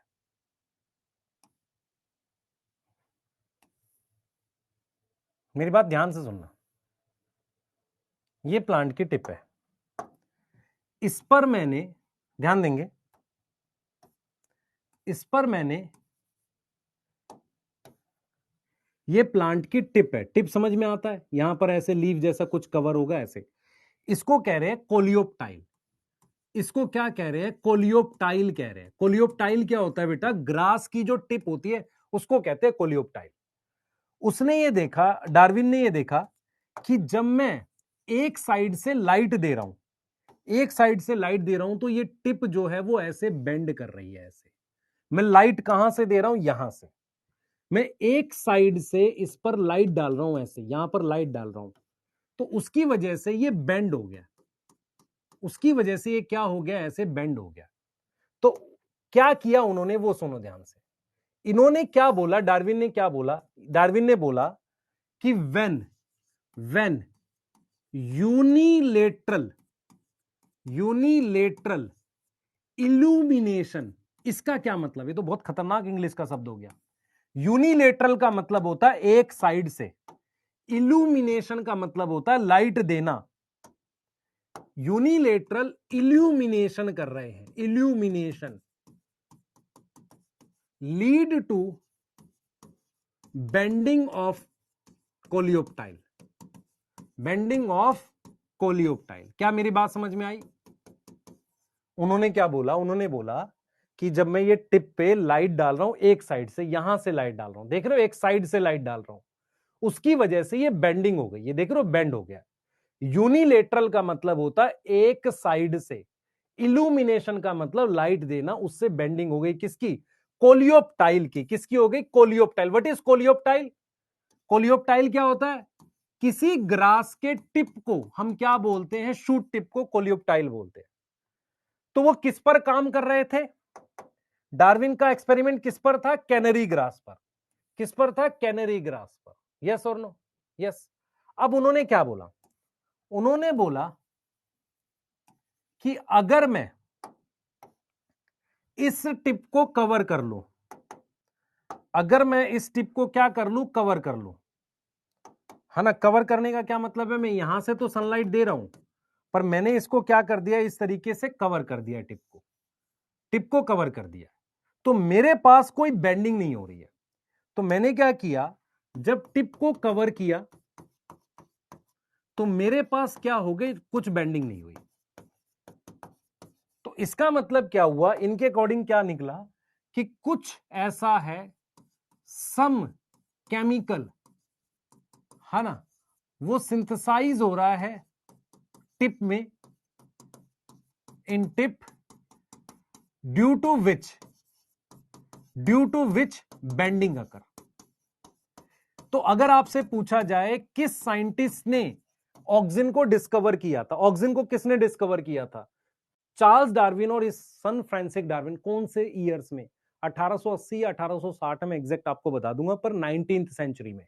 कौन से टाइम में? 19th सेंचुरी में। अभी 1800 कुछ को हम क्या लिखेंगे? 19th सेंचुरी लिखेंगे। यस और नो? 19th सेंचुरी लिखेंगे, सही है। वो किस पर काम कर रहे थे? एक मोनोकोट है, कैनरी ग्रास। मोनोकोट की शूट टिप को हम क्या बोलते हैं? मोनोकोट की ग्रासेस की शूट टिप को कोलियोप्टाइल बोलते हैं। तो उन्होंने बोला यूनिलेटरल, एक साइड से जब लाइट डालेंगे तो ऐसे बेंडिंग होगी, कवर कर देंगे, टिप को कवर करेंगे तो कोई बेंडिंग नहीं होगी। तो इसका मतलब लाइट की वजह से कुछ केमिकल बन रहा है जिसकी वजह से बेंडिंग हो रही है। अगर मैं आपको रियल रीजन बताऊं, इसका रियल रीजन मैं आपको समझाता हूं कैसे होता है। जैसे मान लेते हैं मेरे पास ये सेल है, आप समझना इस बात को, मेरे पास ये सेल है, तो जहां लाइट पड़ती है ना, इधर इधर जहां लाइट पड़ती है उसके अपोजिट साइड के सेल्स की लेंथ बढ़ जाती है। जैसे मान लो इन सेल्स की लेंथ बढ़ गई अपोजिट साइड के, और इन सेल्स की लेंथ उतनी ही रही, तो क्या ये स्ट्रक्चर ऐसे बेंड नहीं कर जाएगा? आप में से कितने लोगों को समझ आई लॉजिक? भाई आपके पास मान लो ये स्टेम है, आपके पास ये स्टेम है, इसमें ये सेल है, ये सेल है, ये सेल है, ये सेल है, ये सेल है। मेरे पास इधर क्या है? डार्कनेस है। तो डार्कनेस में क्या होता है बेटा? डार्कनेस में ज्यादा ग्रोथ होती है, आप समझो। तो डार्कनेस में क्या होगा? मेरे पास ज्यादा ऑक्सीजन बन जाता है, मोर ऑक्सीजन बन जाता है। उसकी वजह से क्या होगा? सेल की लेंथ बढ़ गई और ये ऐसे बेंड कर गया, इधर की तरफ बेंड कर गया। दो लाइनें हैं, एक लंबी हो जाए एक छोटी हो जाए तो ये स्ट्रक्चर ऐसे बेंड कर जाएगा, ये रीजन होता है। तो चार्ल्स डार्विन और फ्रांसिस डार्विन, फादर और सन, वो काम किस टॉपिक पे कर रहे थे कि प्लांट पे सनलाइट का क्या इंपैक्ट आता है, पर उन्होंने बाई चांस केमिकल डिस्कवर कर लिया जिसका नाम क्या है, ऑक्सिन। क्या ये समझ में आ रही है कि नहीं, ये बताओ।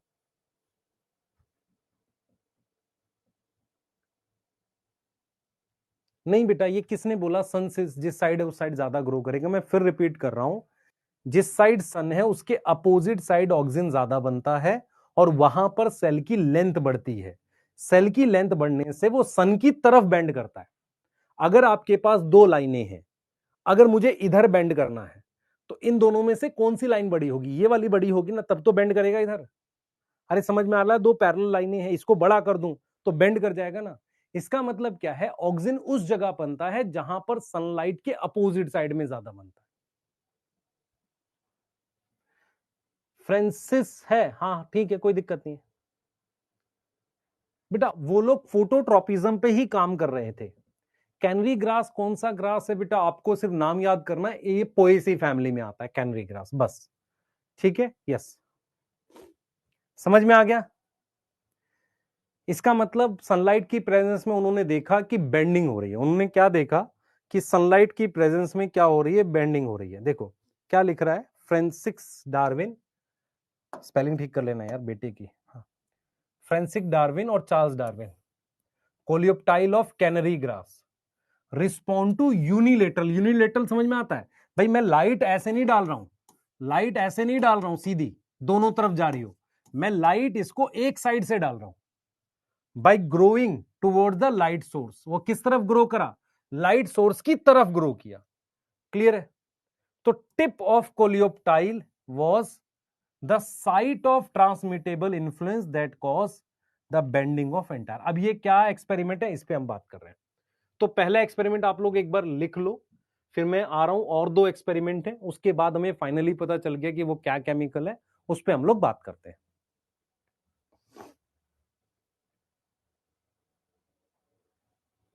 बेटा जिन चैप्टर का बैकलॉग है, लेक्चर प्रॉपर देख के नीट एडवांस आप लगा सकते हैं। हाँ चल, बिल्कुल सही है।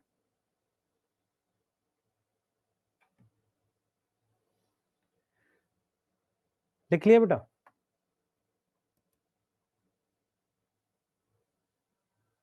फ्रांसिस होता है बेटा, फ्रांसिस होता है, फ्रांसिस होगा, है ना, यहाँ फ्रांसिस होगा।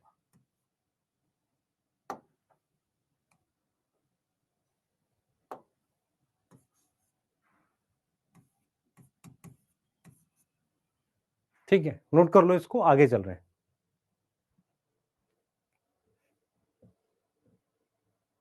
हाँ, मंडे को मेरी सुबह एक्स्ट्रा क्लास है, ध्यान रखिएगा। पीयूष राय बिल्कुल सफिशिएंट है। पीवाईक्यू नीट एडवांस, पीवाईक्यू आप लोग कर लो, पर पीवाईक्यू आपको आते रहेंगे, आसान होते हैं।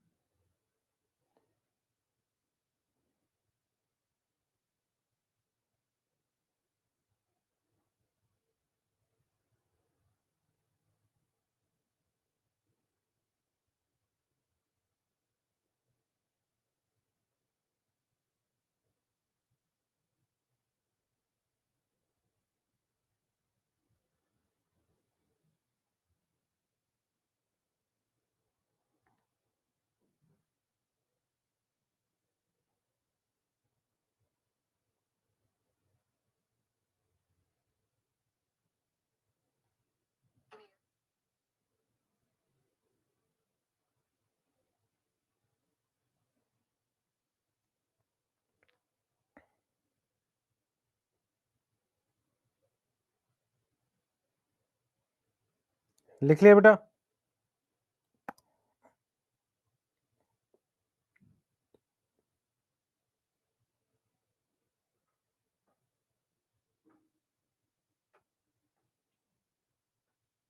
लिख लिया? चले आगे। यस, बॉक्स वाला बनाना है, मर्जी आपकी, ये समझाने के लिए। इस बात को नोट में लिख सकते हो कि, नोट में लिख सकते हो कि ऑक्सिन की जो सिंथेसिस है इज मोर टुवर्ड्स कौन सी side? Darker side, yes, and lead to क्या करेगा? Cell elongation. याद है आपको? सेल इलोंगेशन वर्ड सुना है आपने? सेल का साइज बढ़ना, ये करेगा। आप डायग्राम बनाना चाहो बना लो, आपकी मर्जी है। अब आओ जरा, सेकंड एक और साइंटिस्ट है, उसके बारे में बताऊंगा। उसका नाम चाहो आप करो चाहे मत करो, नाम बाद में लिखूंगा। उसने ऐसा क्या किया था जरा समझना। एनसीईआरटी लिखती है सीरीज ऑफ एक्सपेरिमेंट हुए, इसका मतलब कुछ साइंटिस्ट और थे। तो उन्होंने क्या किया? उन्होंने कुछ ऐसा किया, उन्होंने कुछ ऐसा किया, ध्यान से सुनना जो बहुत इंपॉर्टेंट है। उन्होंने क्या किया, हमारे पास ये टिप है प्लांट की और हम सनलाइट भी दे रहे हैं। ध्यान से सुनना, मैं साइंटिस्ट का नाम भी आपको बताऊंगा। हम सनलाइट दे रहे हैं, ठीक है? तो उन्होंने क्या किया, आपने समझना पड़ेगा आपको, ये इंपॉर्टेंट है। उन्होंने क्या किया कि ये जो टिप है और मैं यहां से लाइट दे रहा हूं, तो बेंडिंग हो रही है ऐसे, ठीक है? बेंडिंग हो रही है, क्लियर है? मेरी बात सुनना ध्यान से, बेंडिंग हो रही है। उन्होंने क्या किया, यहां पर एक प्लास्टिक की प्लेट लगा दी, माइका की, ऐसे माइका की प्लेट लगा दी। तो जो केमिकल बना वो यहां बना और नीचे, क्योंकि अगर आप ध्यान से देखोगे बेंडिंग यहां होती है। तो ये जो उन्होंने लगाई, ये किसकी प्लेट लगाई? माइका। माइका क्या होता है? एक तरह का प्लास्टिक होता है। तो माइका की प्लेट लगाई, तो वहां पर उसकी वजह से क्या हुआ? उसकी वजह से वो डिफ्यूजिबल केमिकल, डिफ्यूजिबल केमिकल समझ में आता है? डिफ्यूजिबल केमिकल जो है नहीं डिफ्यूज कर पाया, not able to diffuse, able to diffuse, yes, not able to diffuse due to mica. Mica एक तरीके का प्लास्टिक है, तो उसकी वजह से कोई बेंडिंग नहीं हुई। बेंडिंग नहीं हुई सनलाइट की वजह से भी। मैं आपको यह समझा रहा हूं कि केमिकल यहां बनता है टिप में, उसके बाद यहां काम करता है और बेंडिंग होती है। वो केमिकल नीचे जा ही नहीं पाया। तो माइका लगाने की वजह से, माइका मतलब एक तरह का प्लास्टिक था, उसकी वजह से बेंडिंग नहीं हुई। फिर इन्होंने क्या किया, उसकी जगह एक दूसरा केमिकल लगाया, जिलेटिन, जिसमें से केमिकल नीचे पास हो सकता है। जिलेटिन लगाया और उसकी वजह से जब यहां सनलाइट दी तो ये जिलेटिन है। ये क्या है बेटा? ये जिलेटिन है। तो जिलेटिन में से पास हो सकता है। तो इस वजह से ये जो टिप है, ये वाली टिप में मुझे बेंडिंग दिखी। जिलेटिन लगाया तो जिलेटिन की वजह से मुझे क्या दिखी बेटा? बेंडिंग दिखी। बेंडिंग कैसे दिखी? मुझे ये बेंड होता हुआ दिखा, ऐसे, ये मुझे बेंड होता हुआ दिखा। और यहां पर हमने क्या लगा रखा था? जिलेटिन। मैं सिर्फ आपको यह समझाने की कोशिश कर रहा हूं, इस साइंटिस्ट का नाम था बॉयसन जेनसन। नाम हमें नहीं करना, बॉयसन एंड जेनसन था। उन्होंने प्रूफ किया कि कुछ केमिकल होता है जो डिफ्यूज करता है। सब केमिकल क्या है? डिफ्यूज करता है टिप से। Diffuse from tip, diffuse from tip से कहां? टू डाउनवर्ड, नीचे की तरफ जाता है और बेंडिंग कराता है। मतलब ये केमिकल बनता यहां है, नीचे जाता था, तो ये माइका की प्लेट ने रोक दिया नीचे जाने से, तो काम नहीं हुआ, नो बेंडिंग। यहां पर बेंडिंग हो गई। क्यों हो गई बेंडिंग? क्यों हो गई बेटा? क्योंकि जिलेटिन जो है उसने अलाउ किया, जिलेटिन ने अलाउ किया क्या? Diffusion, allow diffusion. क्या इतनी बात समझ में आ रही है? जल्दी बताओ। जिलेटिन ने अलाउ किया डिफ्यूजन, क्या इतनी बात समझ में आ रही है? अब कह रहा है कि माइका क्या करता है? यार मैं पागल वागल, थोड़ा सा दिमाग हिल गया है क्या? मैं कह रहा हूं माइका को प्लास्टिक मान। तुझे सिर्फ ये समझना है कि टिप पर केमिकल ऊपर बनता है, ऊपर से नीचे जाता है। इस प्लास्टिक ने वो केमिकल रोक दिया, जिलेटिन ने नहीं रोका, तो वो नीचे चला गया, तो बेंड हो गया। इससे मुझे क्या पता चला? मुझे ये पता चला वो केमिकल टिप पे बनता है और नीचे जाता है। इतनी बात समझ में आ रही है? टिप पर बनता है और नीचे जाता है, ये बात समझ में आ रही है? मतलब बनता कहीं और है, काम कहीं और करता है। इतनी बात समझ में आ रही है? अब इसके बाद एक साइंटिस्ट थे जो एनसीईआरटी ने दे रखा, जो ये लाइन लिखी है ना कि सीरीज ऑफ एक्सपेरिमेंट, देखो क्या लिखा है, after a series of experiment ये कंक्लूड किया गया कि टिप पर कुछ ऐसा साइट ऑफ ट्रांसमिटेबल, मतलब एक ऐसा केमिकल है जो टिप पर बनता है। ट्रांसमिटेबल इन्फ्लुएंस का मतलब केमिकल ट्रांसमिट होता है, नीचे जा रहा है। That has cause the bending. Transmittable क्या होता है, ट्रांसमिट क्या होता है, जो एक जगह से दूसरी जगह जाए। तो यहां पर टिप से बन के नीचे जा रहा है। अब ये सीरीज ऑफ एक्सपेरिमेंट में नाम नहीं बता रहा कौन से एक्सपेरिमेंट के हैं, इसलिए हमने बता दिया कि भाई एक साइंटिस्ट थे, उन्होंने ये काम किया था। इसके बाद एक साइंटिस्ट थे जिनका नाम है एफ.डब्ल्यू. वेंट। एफ.डब्ल्यू. वेंट ने क्या किया, एक अलग प्लांट यूज किया। उन्होंने यूज किया ओट। ओट को कहते हैं बेटा, ओट को कहते हैं अवीना, अवीना सटाइवा, अवीना बोलते हैं, अवीना सटाइवा बोलते हैं। ओट को क्या बोलते हैं, अवीना सटाइवा। तो उन्होंने ओट यूज किया, not canary grass. Oat coleoptile use किया, एंड क्या किया, एंड फ्रॉम टिप उन्होंने ऑक्सिन को आइसोलेट किया। ऑक्सिन को क्या किया, आइसोलेट किया। मेरी बात समझो ध्यान से। ऑक्सिन को आइसोलेट किया उन्होंने किससे, ओट की टिप से आइसोलेट किया। मैं बार बार समझा रहा हूं आपको, प्लांट की टिप पे ऑक्सिन बनकर नीचे जाता है, यहां बनता है और यहां काम करता है, जहां सनलाइट पड़ती है उसके अपोजिट डायरेक्शन में। एफ.डब्ल्यू. वेंट ने क्या किया, एक अलग प्लांट यूज किया और उसकी टिप में से ऑक्सिन आइसोलेट किया। पर क्या होता है कि प्लांट में ऑक्सिन बहुत कम मात्रा में मिलता है, प्लांट सोर्स में ज्यादा मात्रा में नहीं मिलता। तो 1930 के आसपास, 1930 के आसपास बहुत सारे साइंटिस्ट डिफरेंट डिफरेंट जगह खोज रहे थे, एनिमल्स में कहीं मिल जाएगा। इस वजह से एक साइंटिस्ट थे जिन्होंने ऑक्सिन को ह्यूमन यूरिन से निकाला। तो अगर आपको आता है डिस्कवरी ऑफ ऑक्सिन, क्वेश्चन आता है डिस्कवरी ऑफ ऑक्सिन, तो आप लिखोगे चार्ल्स डार्विन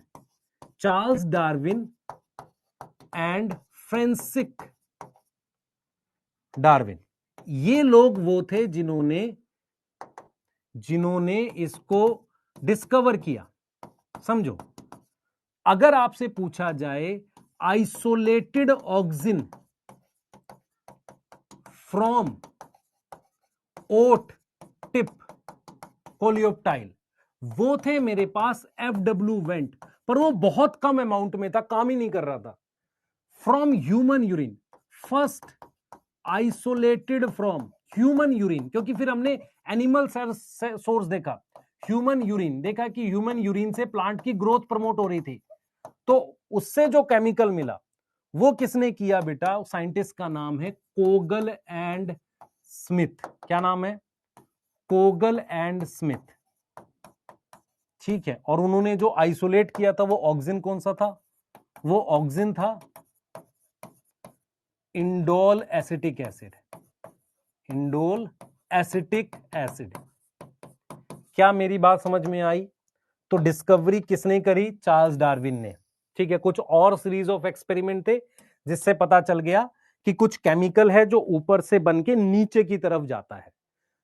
ओट प्लांट की टिप से किसने निकाला, एफ.डब्ल्यू. वेंट ने। एफ.डब्ल्यू. वेंट ने ओट प्लांट की टिप से निकाला, पर प्लांट से मिलने वाला ऑक्सिन क्रिस्टलाइज करना, अलग करना पॉसिबल तो था, बहुत कम अमाउंट में था, काम नहीं कर रहा था।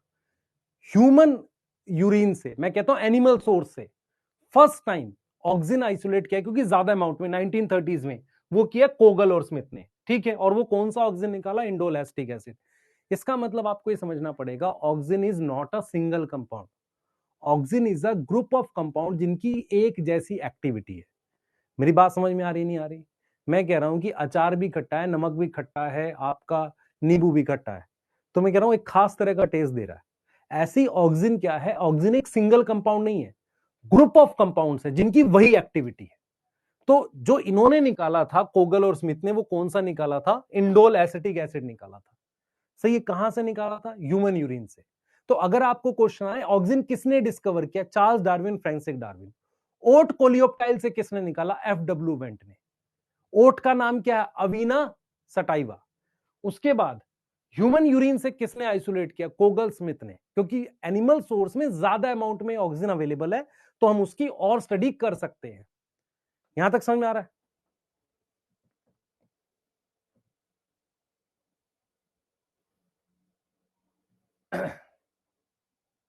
यहां तक समझ बेटा, ह्यूमन यूरिन में कैसे काम करता हमारी बॉडी में।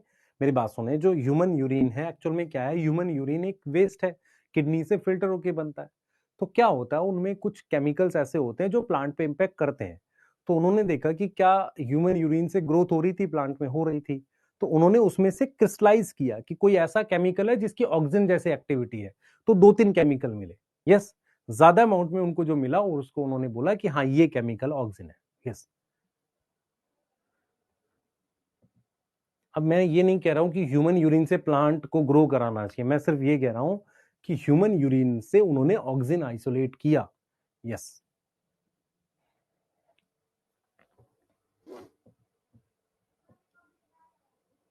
गोकर्ण, ह्यूमन यूरिन से प्लांट सूख जाता है बेटा, मुझे कैसे पता होगा इस तरह की बातें? संडे को लेक्चर है बॉटनी का? यस है बेटा, लगा भी होगा सुबह कल। जल्दी से करें, ऑक्सीजन को पूरा करते हैं, जल्दी फास्ट।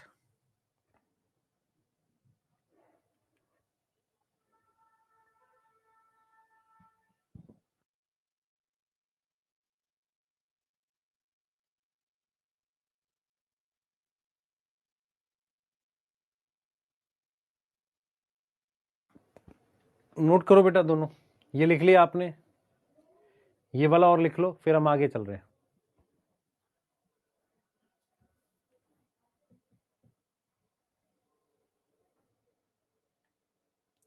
हाँ बच्चे, आपके जिसका बैकलॉग है मंजिल से भी देख सकते हो, वो भी अच्छे लेक्चर है।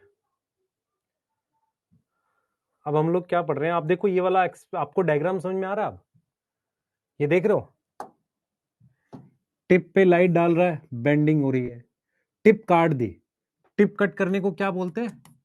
टिप को कट कर दिया, उसको कहते हैं डीकैपिटेशन। क्या बोलते हैं? डीकैपिटेशन। क्या बोलेंगे? डीकैपिटेशन। तो डीकैपिटेशन करी, नो बेंडिंग। यस। कवर कर दिया, नो बेंडिंग। समझ में आ रहा है? यस, क्लियर है? अब मैं आपको दिखाता हूं, साइट ऑफ प्रोडक्शन की बात करते हैं। ये लिख लिया पहले, जल्दी बताओ, ये वाला लिख लो, आगे चल रहे हैं। साइट ऑफ प्रोडक्शन, बायो एसे छोटी छोटी चीजें हैं वो बताना है बेटा। ओट की टिप बेंड नहीं करी थी, बिल्कुल करी थी। ओट वाले में क्या किया था इन्होंने, अगर आपको एक्सपेरिमेंट के बारे में जानना है, इन्होंने क्या किया था, इन्होंने ऑक्सीजन कलेक्ट करके एक कटी हुई टिप पर डाल दिया था। जैसे मान लो ये प्लांट है, ध्यान सुना, ये प्लांट है, ठीक है, और ये एक प्लेट है अगार की, इसमें इन्होंने ऑक्सीजन कलेक्ट किया हुआ है। अब ये प्लांट पे लगा दिया था, बिना लाइट के बेंडिंग हो गई थी। अब क्या है कि बिना लाइट के इसकी बेंडिंग क्यों हो गई? क्योंकि इन्होंने क्या किया था, इन्होंने क्या किया था, मेरी बात समझो, इन्होंने क्या किया था कि ये एक प्लेट लगाई थी अगार की, उसमें पहले से ऑक्सीजन था इनके पास, तो बिना लाइट के बेंडिंग हो गई। तो इसका मतलब मुझे केमिकल जरूरी है, लाइट जरूरी नहीं है। तो ये वो अगार प्लेट थी जिसमें ऑक्सीजन था। ये क्या थी? अगार प्लेट थी। अगार समझ में आता? अगार अगार, उसमें ऑक्सीजन था। अब उसको उन्होंने कटी हुई टिप पर लगाया, उसको प्लेस किया किस पर? प्लेस्ड ऑन, ऑन क्या था? Cut tip. जो भी टिप कटी हुई थी उसे कहते हैं डीकैपिटेटेड। डीकैपिटेटेड ओट पे। यस, किस पे लगाया उन्होंने? उन्होंने उसको लगाया डीकैपिटेटेड ओट पे। किस पे लगाया? प्लेस्ड ऑन डीकैपिटेटेड ओट पे, ओट पर, और बेंडिंग हो गई थी। अब बेंडिंग क्यों हुई? क्योंकि इसमें ऑलरेडी ऑक्सीजन था। ये एक्सपेरिमेंट था ओट का। तो इसका मतलब वो कहीं ना कहीं अगार प्लेट पे या किसी, मतलब अगार, अगार क्या होता है बेटा? वैसा होता है जेली जैसा, उस पे वो ऑक्सीजन कलेक्ट कर पा रहे थे। तो फर्स्ट टाइम ऑक्सीजन कलेक्ट किसने किया? एफडब्ल्यूमेंट ने, ओट की टिप से। ह्यूमन यूरिन से फर्स्ट टाइम किसने निकाला है? तो इन्होंने क्या किया था, इन्होंने ओट की टिप ली, उस टिप पर एक प्लेट लगाई अगार की, अगार में से केमिकल डिफ्यूज होकर अब बिना लाइट के बेंडिंग हो गई। भाई केमिकल तो मिल ही रहा है ना, उस तरीके से किया। यस, ऑक्सीजन टिप पर बनता है और वहां से नीचे जाता है। लॉजिक क्या है? ऑक्सीजन बनता कहां पर है? टिप पर बनता है। टिप से कहां जाता है? नीचे। लाइट की तरफ बनता है या लाइट के अवे बनता है? लाइट के अवे बनता है। कौन सा साइंटिस्ट है जिन्होंने ऑक्सीजन डिस्कवर किया? चार्ल्स डार्विन और फ्रेंसिक डार्विन। किसने? ह्यूमन यूरिन से कोगल स्मिथ ने, इंडोल एस्टिक एसिड था। ओट से किसने निकाला? ओट का नाम है अवीना कोलियोप्टाइल। टेस्ट सीरीज को हम इवनिंग में दे, चलेगा, चल जाएगा, पर फिक्स टाइम पे देना। डर भी लग रहा है बेटा, लगना चाहिए ना। अगार में डार्कनेस है, नहीं अगार से कोई मतलब नहीं। अगार एक ऐसा केमिकल है जिसपे आपने पहले से ऑक्सीजन लिया हुआ है। अब उसको जब आप टिप पर लगाओगे कटी हुई, देखो मेरे पास मान लो एक प्लांट की मैंने ये टिप उड़ा दी इतनी, तो ऑक्सीजन तो बनने की जगह ही खत्म हो गई। अब अगर मैंने उस पर एक ऐसा प्लेट लगा दिया जिसमें से ऑक्सीजन नीचे जा सकता है, तो लाइट की जरूरत ही नहीं, ऑक्सीजन मिलेगा, वो बेंड कर जाएगा। तो इन्होंने क्या किया था, वेंट ने, इन्होंने एक अगार पर पहले ऑक्सीजन इकट्ठा कर लिया, फिर उसको उठाकर किसी दूसरी कटी हुई टिप पे लगा के देखा, तो बिना लाइट के बेंडिंग हो गई। इससे ये प्रूफ हो गया कि भाई कोई केमिकल है जिसको हम इकट्ठा भी कर सकते हैं और दूसरे प्लांट पे काम भी कर सकता है। इतनी बात समझ में आ गई? हाँ बच्चे केमिकल से ग्रो, एक बच्चा कह रहा है सर क्या हम प्लांट को सिर्फ केमिकल से ग्रो कर सकते हैं, पर लाइट फ्री है, केमिकल के पैसे लगेंगे। तूने 5 लाख रुपए लगाकर एक गोभी ग्रो करी है, तो फायदे की बात है नुकसान की बात है, मुझे बस ये बताइए।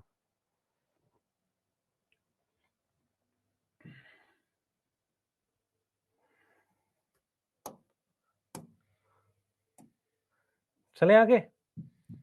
अब ये कहां बनता है, सुनो ध्यान से। साइट ऑफ प्रोडक्शन क्या होता है बच्चे, ध्यान सुनेंगे। ऑक्सीजन की सिंथेसिस शूट टिप पर होती है। ऑक्सीजन की सिंथेसिस कहां पे होगी, शूट टिप, है ना, सही है। रूट टिप पर भी होती है, पर मेनली शूट टिप पर। नेचुरल और सिंथेटिक ऑक्सीजन क्या होता है, मेरी बात सुने ध्यान से। प्लांट में ऑक्सीजन बहुत कम अमाउंट में होता है, तो नेचुरल ऑक्सीजन क्या होता है बच्चे, नेचुरल ऑक्सीजन क्या होता है, नेचुरल होता है जो प्लांट से ऑब्टेन होता है। नेचुरल ऑक्सीजन क्या है, प्लांट से ऑब्टेन होता है। What is natural oxygen, obtain from plant. कहां से मिलेगा, प्लांट से मिलेगा, ठीक है सर। और उसके एग्जाम्पल क्या है, सुने ध्यान से। उसके एग्जाम्पल है IAA, नाम याद करना, फुल फॉर्म आ जाती है इंडोल रिंग वाला एसिटिक एसिड। मेरी बात सुनो, सबसे पहले इंडोल रिंग होगी और उसके साथ एसिटिक एसिड जुड़ा होगा। एसिटिक एसिड समझ में आता है, हाँ भाई। ऐसे IBA indole butyric acid, indole ring पर ब्यूटायरिक एसिड जुड़ा हुआ है। ब्यूटायरिक एसिड कितने कार्बन का होता है सर, 4 कार्बन का, वो जुड़ा हुआ है। अब मैं आपसे एक सवाल पूछ रहा हूं, मेरी बात सुने ध्यान से। सिंथेटिक ऑक्सीजन जो है हम लैब में बनाते हैं, यस, उसको आर्टिफिशियली सिंथेसाइज करते हैं, यस, आर्टिफिशियली सिंथेसाइज करते हैं और उसको यूज करते हैं किसमें, एग्रीकल्चर में, यूज करते हैं एग्रीकल्चर में। अब मेरा सवाल आपसे यह है कि हम ये नेचुरल वाला यूज क्यों नहीं करते एग्रीकल्चर में, प्रॉब्लम कहां पे आती है? प्रॉब्लम ये आती है कि बेटा नेचुरल वाला ऑक्सीजन मिलता नहीं है ज्यादा अमाउंट में, प्लांट के अंदर ऑक्सीजन बहुत कम अमाउंट में है, उस ऑक्सीजन को प्लांट से निकाल पाना मुश्किल है। तो अगर मुझे खेती में, एग्रीकल्चर में यूज करना ऑक्सीजन को, तो मैं उसे लैब में बनाऊं, क्योंकि ज्यादा अमाउंट में बना पाऊंगा, फार्मर्स को देना है। तो सिंथेटिक ऑक्सीजन जो है उसको हम एग्रीकल्चर में यूज करते हैं। उसका नाम देखो क्या है, 2,4-D। 2,4-D फुल फॉर्म देखो, 2,4-डाइक्लोरो फिनॉक्सी एसिटिक एसिड।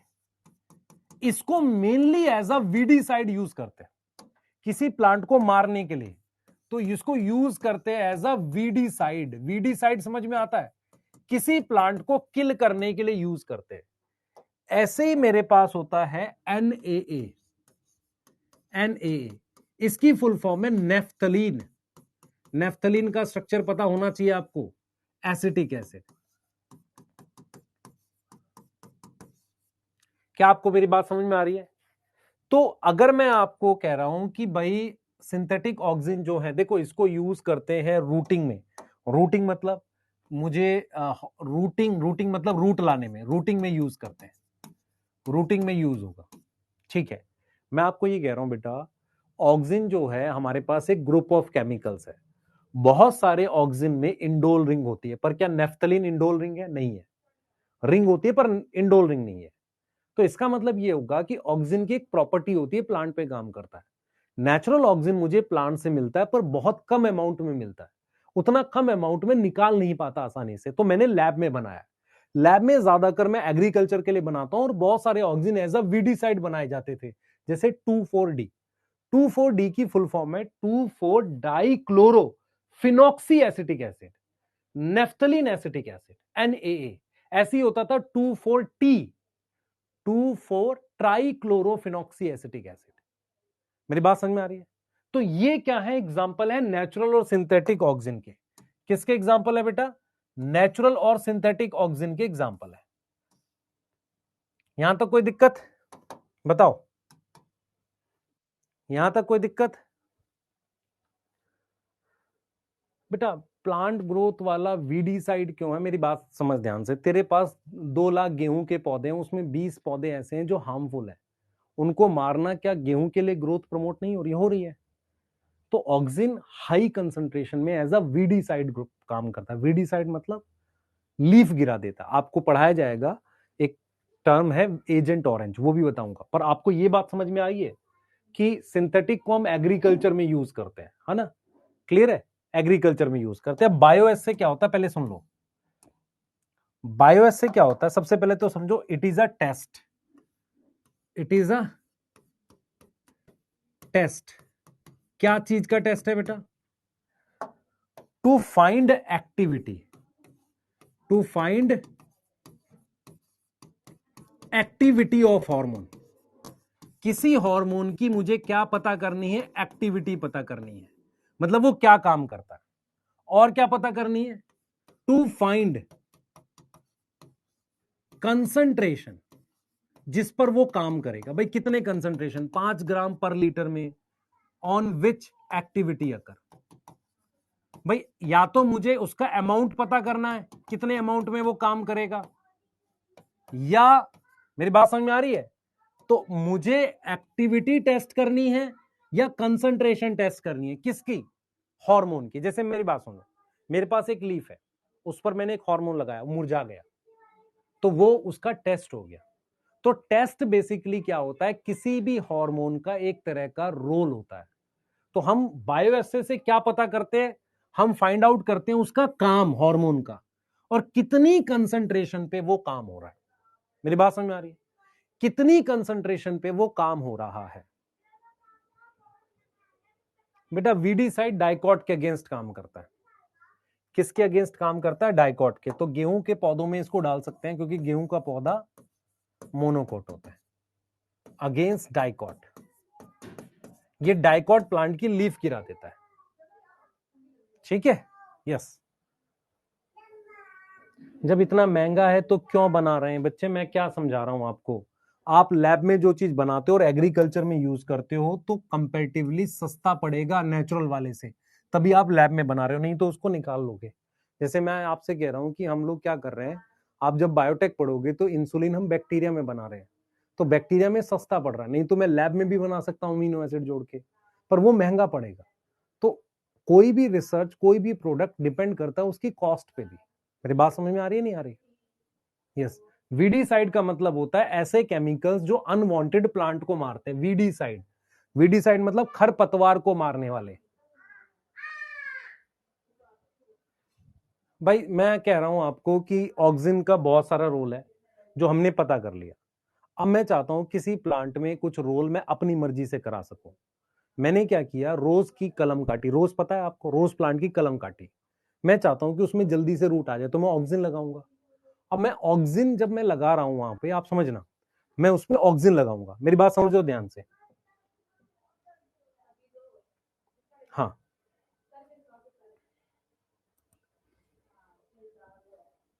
हाँ। तो मैं ऑक्सीजन कहां से लाऊंगा? या तो मैं किसी प्लांट से निकालूं या मैं लैब में बनाऊं। लैब में मतलब फैक्ट्रीज में बनाऊं। तो सिंथेटिक ऑक्सीजन वो होते हैं जिन्हें फैक्ट्री और लैब में बनाया जाता है, ज्यादा अमाउंट में बनाया जाता है। तो कुछ एग्जांपल हैं इसके, जैसे 2,4-D है। तो 2,4-D जो है ये ऑक्सीजन है बेटा।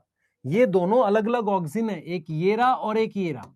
अब ये ऑक्सीजन में से ये वाला oxygen as a weedicide use किया जाता है, और ये रूट बनाने के लिए यूज किया जाता है। मेरी बात समझ में आ रही है कि नहीं? दोनों एग्रीकल्चर में यूज होते हैं ना। What is bioassay? बायो एसे क्या होता है बेटा, प्लांट हॉर्मोन्स प्लांट टिश्यू पे काम करते हैं, तो वो प्लांट में क्या काम करेंगे और किस कंसंट्रेशन पे काम करेंगे उसे बायो एसे कहते हैं। एग्जाम्पल के लिए हमारे पास एक है अवीना कोलियोप्टाइल टेस्ट। अब आप देखो अवीना कोलियोप्टाइल टेस्ट किस साइंटिस्ट ने डिस्कवर किया होगा, ये किसने दिया है, ये दिया है बाई वेंट, बाई वेंट। अब वेंट ने क्या किया सुनना, वेंट ने क्या किया, एक ग्राफ ऐसे प्लॉट किया, उन्होंने एक कोलियोप्टाइल लिया ऐसे और यहां पर अगार की प्लेट लगा दी ऐसे, और इसमें हमारे पास ऑक्सीजन प्रेजेंट था। क्या प्रेजेंट था बेटा इसमें, ऑक्सीजन प्रेजेंट था ऐसे। तो ऑक्सीजन की कितनी कंसंट्रेशन है, ऑक्सीजन की कंसंट्रेशन डायरेक्टली प्रोपोर्शनल थी बेंडिंग के। तो मैंने आपको क्या बताया, मैंने टेस्ट का नाम बताया, तो Avena coleoptile test is bioassay of oxygen. किसका टेस्ट है, ऑक्सीजन का टेस्ट है। ऑक्सीजन के टेस्ट देखो बेटा, what is bioassay, bioassay क्या होते हैं याद करो, बताया था टेस्ट होते हैं, हाँ सर टेस्ट होते हैं। किस तरह के टेस्ट हैं, काम पता करने के और किस कंसंट्रेशन पे वो काम हुआ।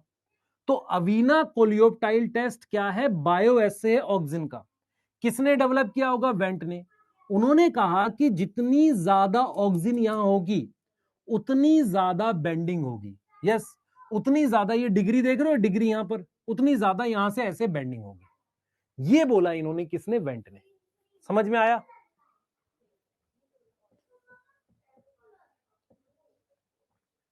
सोचो बेटा क्या होता था, मेरी बात सुने ध्यान से, क्या होता है, एग्रीकल्चर बहुत सालों से इवॉल्व हुई है। 2,4-D बहुत कॉमन वीडीसाइड पहले हुआ करता था, पर 2,4-D क्या है, वो डाइकॉट को मार देता है, इसलिए अभी उसको यूज नहीं करते, पहले किया करते थे। और इसको यूज करके वियतनाम वॉर में भी कुछ हुआ था। वियतनाम वॉर कहां हुआ था, वियतनाम वॉर और यूएस के बीच में एक लड़ाई हुई थी। उसमें क्या किया था, यूएस ने ऑरेंज कलर के बॉक्सेस में 2,4-D को भर के एरोप्लेन से गिराया था, ताकि बड़े जो फॉरेस्ट है उनकी लीफ गिर जाए। भाई मैं कह रहा हूं कि ये वीडीसाइड की तरह काम करता, तो प्लांट को मारता होगा, मारेगा कैसे, बंदूक से मारेगा प्लांट को, नहीं, उसमें कुछ नुकसान करेगा। कैसे नुकसान करता है, लीफ गिरा देता है। तो 2,4-D लीफ गिरा के मारता है। किसकी गिराता है, डाइकॉट की। तो उन्होंने ऊपर से ऑरेंज कलर के बॉक्स से ऑक्सीजन गिराया, उससे प्लांट की लीफ गिर गई और उनके सैनिक दिख गए, उनको मार दिया। तो वियतनाम वॉर में 2,4-D को यूज किया गया था। अब ये बात है लगभग 1960 के 1960s के आसपास की बात है। क्या अब हम यूज कर रहे हैं इसको, बहुत कम, रेयर। तो 2,4-D अब उतना यूज नहीं होता वीडीसाइड, पर उसका एक रोल है। क्लियर है।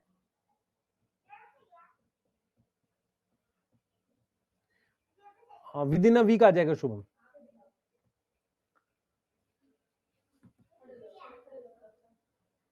यहां तक समझ में आ गया। मैं एक और नाम लिख रहा हूं आपको, एक मैंने ये लिख दिया, फर्स्ट बायो एसे ये हो गया, सेकंड बायो एसे का सिर्फ नाम लिख रहा हूं, नाम याद करना, इसके अलावा आपको कुछ नहीं याद करना। एक प्लांट होता है क्रेस, उसकी रूट की ग्रोथ को इनहिबिट करता है oxygen, cress root inhibition test. Sir ये क्या होता है, कोई एक्सप्लेनेशन नहीं, सिर्फ नाम याद करना। तो हमने क्या क्या पढ़ा है, सबसे पहले डिस्कवरी, सबसे पहले ऑक्सीजन की क्या पढ़ी है, डिस्कवरी। 3 पॉइंट याद हो गए, Charles Darwin, Francis Darwin, F.W.. White ने ओट से निकाला था, कोगल स्मिथ ने ह्यूमन यूरिन से। ऑक्सीजन कहां बनता है, शूट टिप, रूट टिप पे। ऑक्सीजन नेचुरल और सिंथेटिक हो सकता है, यस। नेचुरल ऑक्सीजन के example IA, IBA। Synthetic oxygen के एग्जांपल 2,4-D, NaA। बायोएसे क्या है, टेस्ट है किसका, ऑक्सीजन का। ऐसे ही बायोएसे जिबरलिक एसिड का भी होगा। बायोएसे टेस्ट है। तो सबसे ज्यादा क्वेश्चन इस पे आए हुए हैं, अगर आप देखोगे ना, ये मेरे ख्याल से नीट 2021-22 में भी आया था। तो ये नीट में आया हुआ है क्वेश्चन है बेटा, नीट 2021-22 में, शायद 2020 में शायद था, ऐसा कुछ था ये। तो अवीना कोलियोप्टाइल टेस्ट जो है, ये आपको ध्यान रखना, मतलब उन 18, 19, 20 में से किसी या 21 में किसी एक साल में आया था। तो ये वाला नहीं पूछता, ये रेयर है, तो इसको चाहो छोड़ दो। ये वाला टेस्ट क्योंकि साइंटिस्ट का नाम है ना एनसीईआरटी में वेंट, इसलिए पूछ दिया था उसने। यस। वियतनाम वाली वॉर में आगे बताऊंगा बेटा। बच्चे उसको नहलाया जा रहा होगा तो मार पिटाई से नहलाए जाते हैं ना बच्चे छोटे। हाँ, इसलिए आवाज कर रहा होगा, माफी चाहूंगा,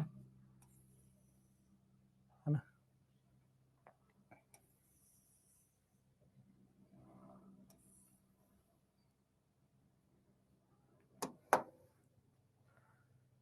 हाँ,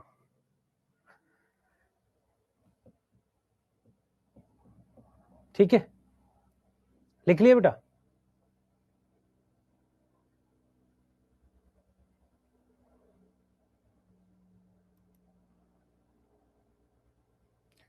बेटा इस ग्राफ में क्या है, टिप है, जितना ज्यादा टिप बेंड करेगी वो कंसंट्रेशन पे डिपेंड है।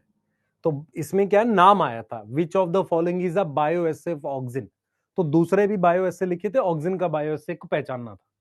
अब हम क्या करने जा रहे हैं, इसके रोल और उसकी बात करेंगे। ठीक है, हम ऑक्सिन के रोल पढ़ेंगे और मैं ऑक्सिन के 7 रोल बताऊंगा और उसकी एप्लीकेशन समझाऊंगा। तो ऑक्सिन के टोटल कितने रोल हैं बेटा, 7 रोल हैं।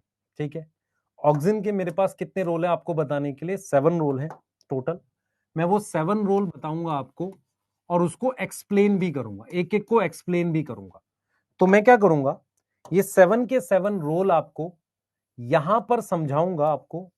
ये 7 रोल जो है यहां पर मैं समझाऊंगा, एरो करके लिखूंगा यहां पर, और मैं उनको क्या करूंगा, आपको 7 रोल समझाकर, है ना, 7 रोल आपको समझाऊंगा ऐसे प्रॉपर तरीके से। ठीक है, और उसके बाद मैं उसको अगली स्लाइड पे एक्सप्लेन करूंगा। तो मैं 7 रोल लिखूंगा, उसके साथ मैं उनको यहां पर एक्सप्लेन करूंगा ताकि आपको चीजें समझ आए। तो यहां पर मैं क्या लिखूंगा, एक्सप्लेनेशन लिखूंगा, मैं उसका एक्सप्लेनेशन लिखूंगा एंड एप्लीकेशन, एक्सप्लेनेशन और उसकी एप्लीकेशन साथ के साथ बताता हुआ चलूंगा। सही है, तो अब हम कैसे पढ़ रहे हैं, आपको समझ में आ रहा है मैं क्या कर रहा हूं। एक्सप्लेनेशन एंड एप्लीकेशन में आपको आगे अगली स्लाइड पे बताऊंगा और साथ के साथ मैं आपको 7 रोल उसके दिखाता हुआ चलूंगा। ऑक्सिन के टोटल कितने रोल याद करने हैं, 7। ठीक है, तो जो हेडिंग डालनी है मुझे वो डालनी है रोल ऑफ ऑक्सिन। तो ऑक्सिन प्लांट में क्या करता है, यस, और उसके 7 रोल जो हैं वो पढ़ने हमने। ठीक है, 7 रोल पढ़ने हैं और उसके साथ मैं आपको उसकी एक्सप्लेनेशन बताता चलूंगा। पहले नोट कर लो ये वाला,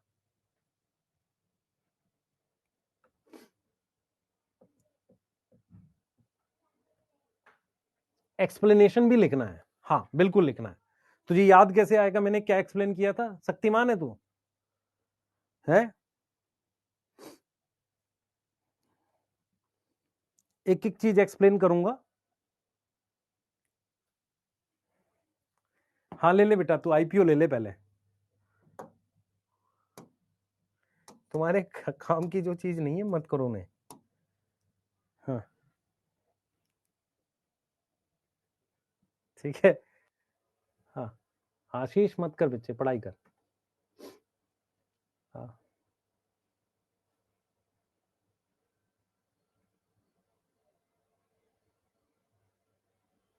चलो पढ़े बेटा, करें आगे, लिख लिया। आइए, चलिए आइए, सबसे पहले पहला रोल लिख रहा हूं बेटा। सबसे पहला रोल, ऑक्सिन क्या करता है, प्रमोट करता है rooting in stem cutting. Rooting in stem cutting ये क्या होता है, आप में से कितने लोगों ने देखा है। मैं अगली स्लाइड पे इसकी एक्सप्लेनेशन लिखूंगा, यहां पे देखो, आपने ये वाली वर्ड पढ़ा मैंने, routing, rooting in stem cutting. आप में से कितने लोगों को पता है कि हमारे पास जो रोज है, रोज मतलब गुलाब, उसको हम कैसे लगाते हैं, कैसे लगाते हैं, या सिट्रस नींबू को। तो हमने क्या किया है, ये स्टेम काट लिया ऐसे, यस, हमने इस तरीके से ये स्टेम काट लिया, हमारे पास ये कटी हुई स्टेम है। ठीक है, हमारे पास क्या है, ये कटी हुई स्टेम है। ठीक है, इस पर मैंने ऑक्सिन अप्लाई किया, मैंने क्या किया, ऑक्सिन अप्लाई किया। जब ऑक्सिन अप्लाई किया तो इस कटी हुई स्टेम में रूट आ जाएगी, तभी तो प्लांट की तरह उगा पाओगे इसे। इसमें क्या आ जाएगी, इस तरीके से रूट आ जाएगी, ऐसे इस तरीके से रूट आ गई। ये कौन सी रूट होती है बेटा, ये जो रूट है इसको कहते हैं एडवेंटिशियस रूट। आप याद करो, अदर देन रेडिकल से जो रूट बनती है, किसी को याद है उस रूट को क्या बोलते हैं, एडवेंटिशियस रूट डेवलप कर गई। तो ये कौन सी इंडस्ट्री में हेल्पफुल होगा, तो ऑक्सिन हेल्पफुल है कौन सी इंडस्ट्री में, हेल्पफुल है कौन सी इंडस्ट्री में, फ्लावर इंडस्ट्री में। फ्लावर वाली जो इंडस्ट्री है, फ्रूट वाली है, फ्लावर इंडस्ट्री में जहां पर स्टेम कटिंग वगैरह करेंगे, यस, प्लांट प्रोपगेशन करते हैं, इसको हम कहते हैं हॉर्टिकल्चर। ये जो इंडस्ट्री होती है ना जिसमें इस तरीके से प्लांट बनाते हैं स्टेम कटिंग से, हॉर्टिकल्चर, इसमें बेनिफिट होता है। तो सबसे पहला रोल हमने क्या लिखा है, सबसे पहला लिखा है rooting in stem cutting. Rooting in stem cutting का मतलब है ये रूट लाता है कटी हुई स्टेम में। तो कटी हुई स्टेम में ऑक्सिन का पाउडर अप्लाई कर देते हैं और उससे उसमें क्या निकल आती है, रूट निकल आती है। क्या मेरी बात समझ में आ रही है, क्या मेरी बात समझ में आ रही है, यस और नो, यस। तो ये कौन सी रूट होगी, ये कौन सी रूट होगी, एडवेंटिशियस रूट। तो ये कहां यूजफुल हो गया, ये यूजफुल हो गया कहां पर, इन हॉर्टिकल्चर। सर आपने दो जगह लिख दिया, दोनों जगह लिखे, मर्जी है यहीं पर लिख लो उसे भी, पर कोशिश करो एक्सप्लेनेशन वाले को। दूसरा क्या है बेटा, ये प्रमोट करता है, ध्यान देना, प्रमोट एब्सिशन। अब आप में से कितने लोगों को पता है एब्सिशन का मतलब, देखो सेनिसेंस होता है नेचुरल तरीके से डेथ होना, एब्सिशन होता है किसी चीज का मुरझा के गिर जाना, एब्सिशन सड़ जाना। एब्सिशन का मतलब होता है जैसे खराब हो जाना, सड़ जाना। सेनिसेंस एक नेचुरल प्रोसेस, डेथ टाइप से होता है, नेचुरल प्रोसेस होता है। तो ये प्रमोट करता है एब्सिशन ऑफ किसका, ओल्ड लीफ एंड फ्रूट का। ये उसको मतलब गिरवाता है ओल्ड लीफ को, एब्सिशन, और प्रिवेंट करता है एब्सिशन किसका, यंग लीफ एंड फ्रूट का। यंग लीफ और फ्रूट का ये एब्सिशन प्रिवेंट करता है। क्या मेरी बात समझ में आ रही है, अब मेरी बात सुनो ध्यान से, ध्यान से सुनना। ऑक्सिन कैसे काम करता है मैं आपको इसकी एक्सप्लेनेशन देता हूं। एक्चुअल में क्या होता है बेटा, हमारे पास ये स्टेम है, इसमें ये ओल्ड लीफ है और ये यंग लीफ है। एब्सिशन का मतलब होता है गिर जाना, डिटैचमेंट। यहां पर एब्सिशन का मतलब है डिटैचमेंट, एब्सिशन का मतलब है डिटैच हो जाना, डिटैच मतलब सड़ जाना, गिर जाना ऐसे। सेनिसेंस का मतलब होता है मर जाना, दोनों में फर्क है। एब्सिशन आर्टिफिशियल टाइप की चीज है, सेनिसेंस मोर नेचुरल है। यंग लीफ में ऑक्सिन ज्यादा होता है, ऑक्सिन ज्यादा होता है। ओल्ड लीफ में ऑक्सिन कम होता है। इस वजह से क्या होता है कि ओल्ड लीफ की एब्सिशन होगी, ये यहां से ऐसे गिर जाती है। आप मुझे बताओ कितने लोगों को ये याद है, ध्यान सुनो, कितने लोगों को पता है कि जब तेज हवा चलती है तो लीफ गिरती है, ये पता है कि नहीं पता है, बिल्कुल पता है। तेज हवा चलने से अगर लीफ गिर रही होती तो सारी लीफ गिर जानी चाहिए थी, लीफ वो गिरती है जो ओल्ड है। तो ओल्ड में क्या होता है, एब्सिशन प्रमोट हो जाता है क्योंकि उसमें ऑक्सिन क्या है, ओल्ड लीफ में क्या है बेटा, ऑक्सिन क्या है, ऑक्सिन लेस है। ऑक्सिन कम होने से, है ना, एब्सिशन क्या होता है, प्रमोट हो जाता है। मेरी बात समझ में आ रही है, यहां पर एब्सिशन का मतलब है यहां से डिटैच हो जाना। लीफ क्या है, मतलब अटैच नहीं है सर, अच्छे से गिर सकती है। बच्चे तुम इतने गधे हो तो मैं क्या कर सकता हूं, पूछ रहा है कि नोटबुक में पहले ये लिखें वो लिखें।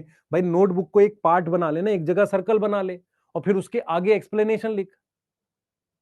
कौन सी क्लास से पढ़ रहा है, 5वीं क्लास में है क्या भाई? ये वाला एक पेज पे आ गया, जहां पर आ गया गोलाई में तो लिखेंगे इसको, उसके आगे से वो वाला लिख। एब्सिशन मतलब समझ में आ रहा है, सनीसेंस और एब्सिशन में फर्क। सनीसेंस का मतलब होता है बूढ़ा होना, लीफ बूढ़ी हो गई, गिर गई। एब्सिशन कई रीजन से हो सकता है, मान लो मिनरल्स नहीं मिले तो एब्सिशन हो जाएगा, समझ में आ रहा है। ऑक्सिन की वजह से एब्सिशन हो जाएगा, एब्सिसिक एसिड की वजह से हो जाएगा। क्लियर है? यस, मतलब डांट खाना जरूरी है, कोई लॉजिकल बात भी तो क्या करो। अब सुनो ध्यान से, थर्ड रोल सुनो, ये प्रमोट करता है apical dominance. Promote apical dominance का क्या मतलब है, पहले पूरी बात समझना।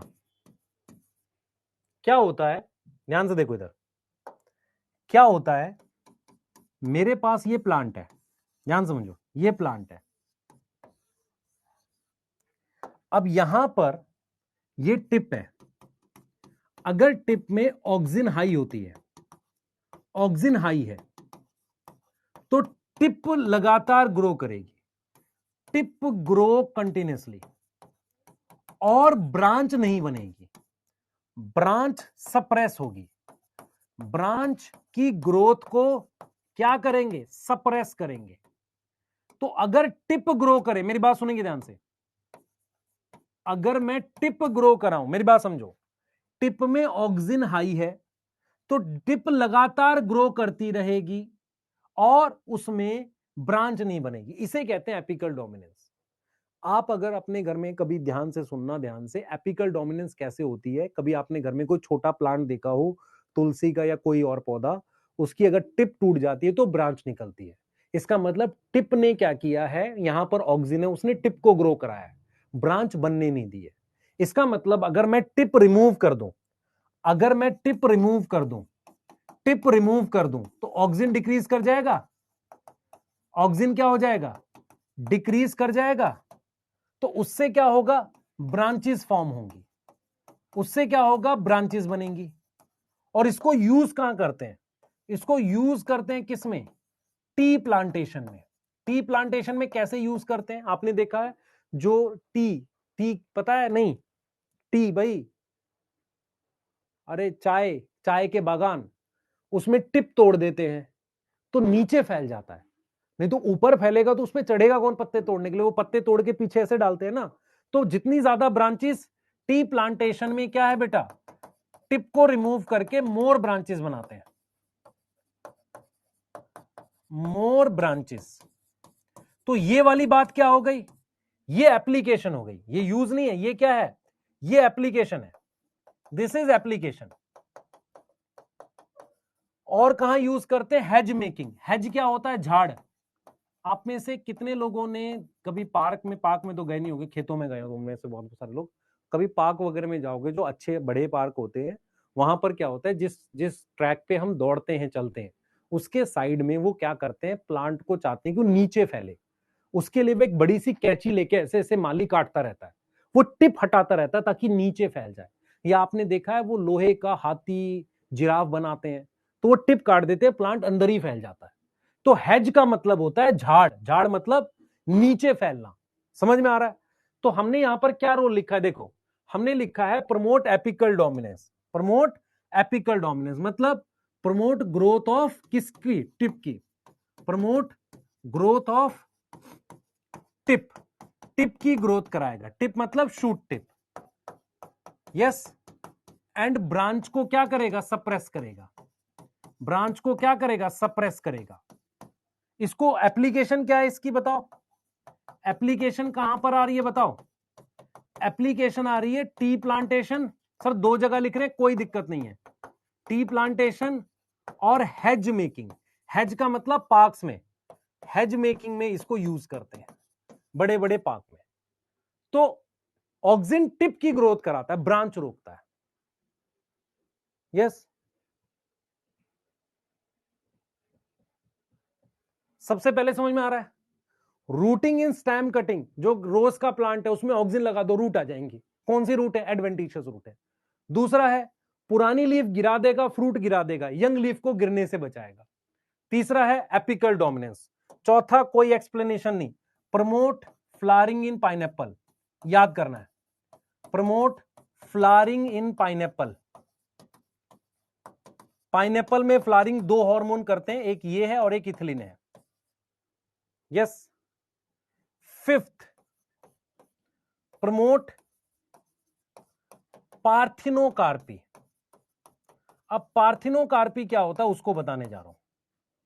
कितने लोगों को पता है पार्थिनोकार्पी, सुना है कभी, कितने लोगों को पता है पार्थिनोकार्पी, पार्थिनोकार्पी होता है सीडलेस फ्रूट, पार्थिनोकार्पी होता है सीडलेस फ्रूट।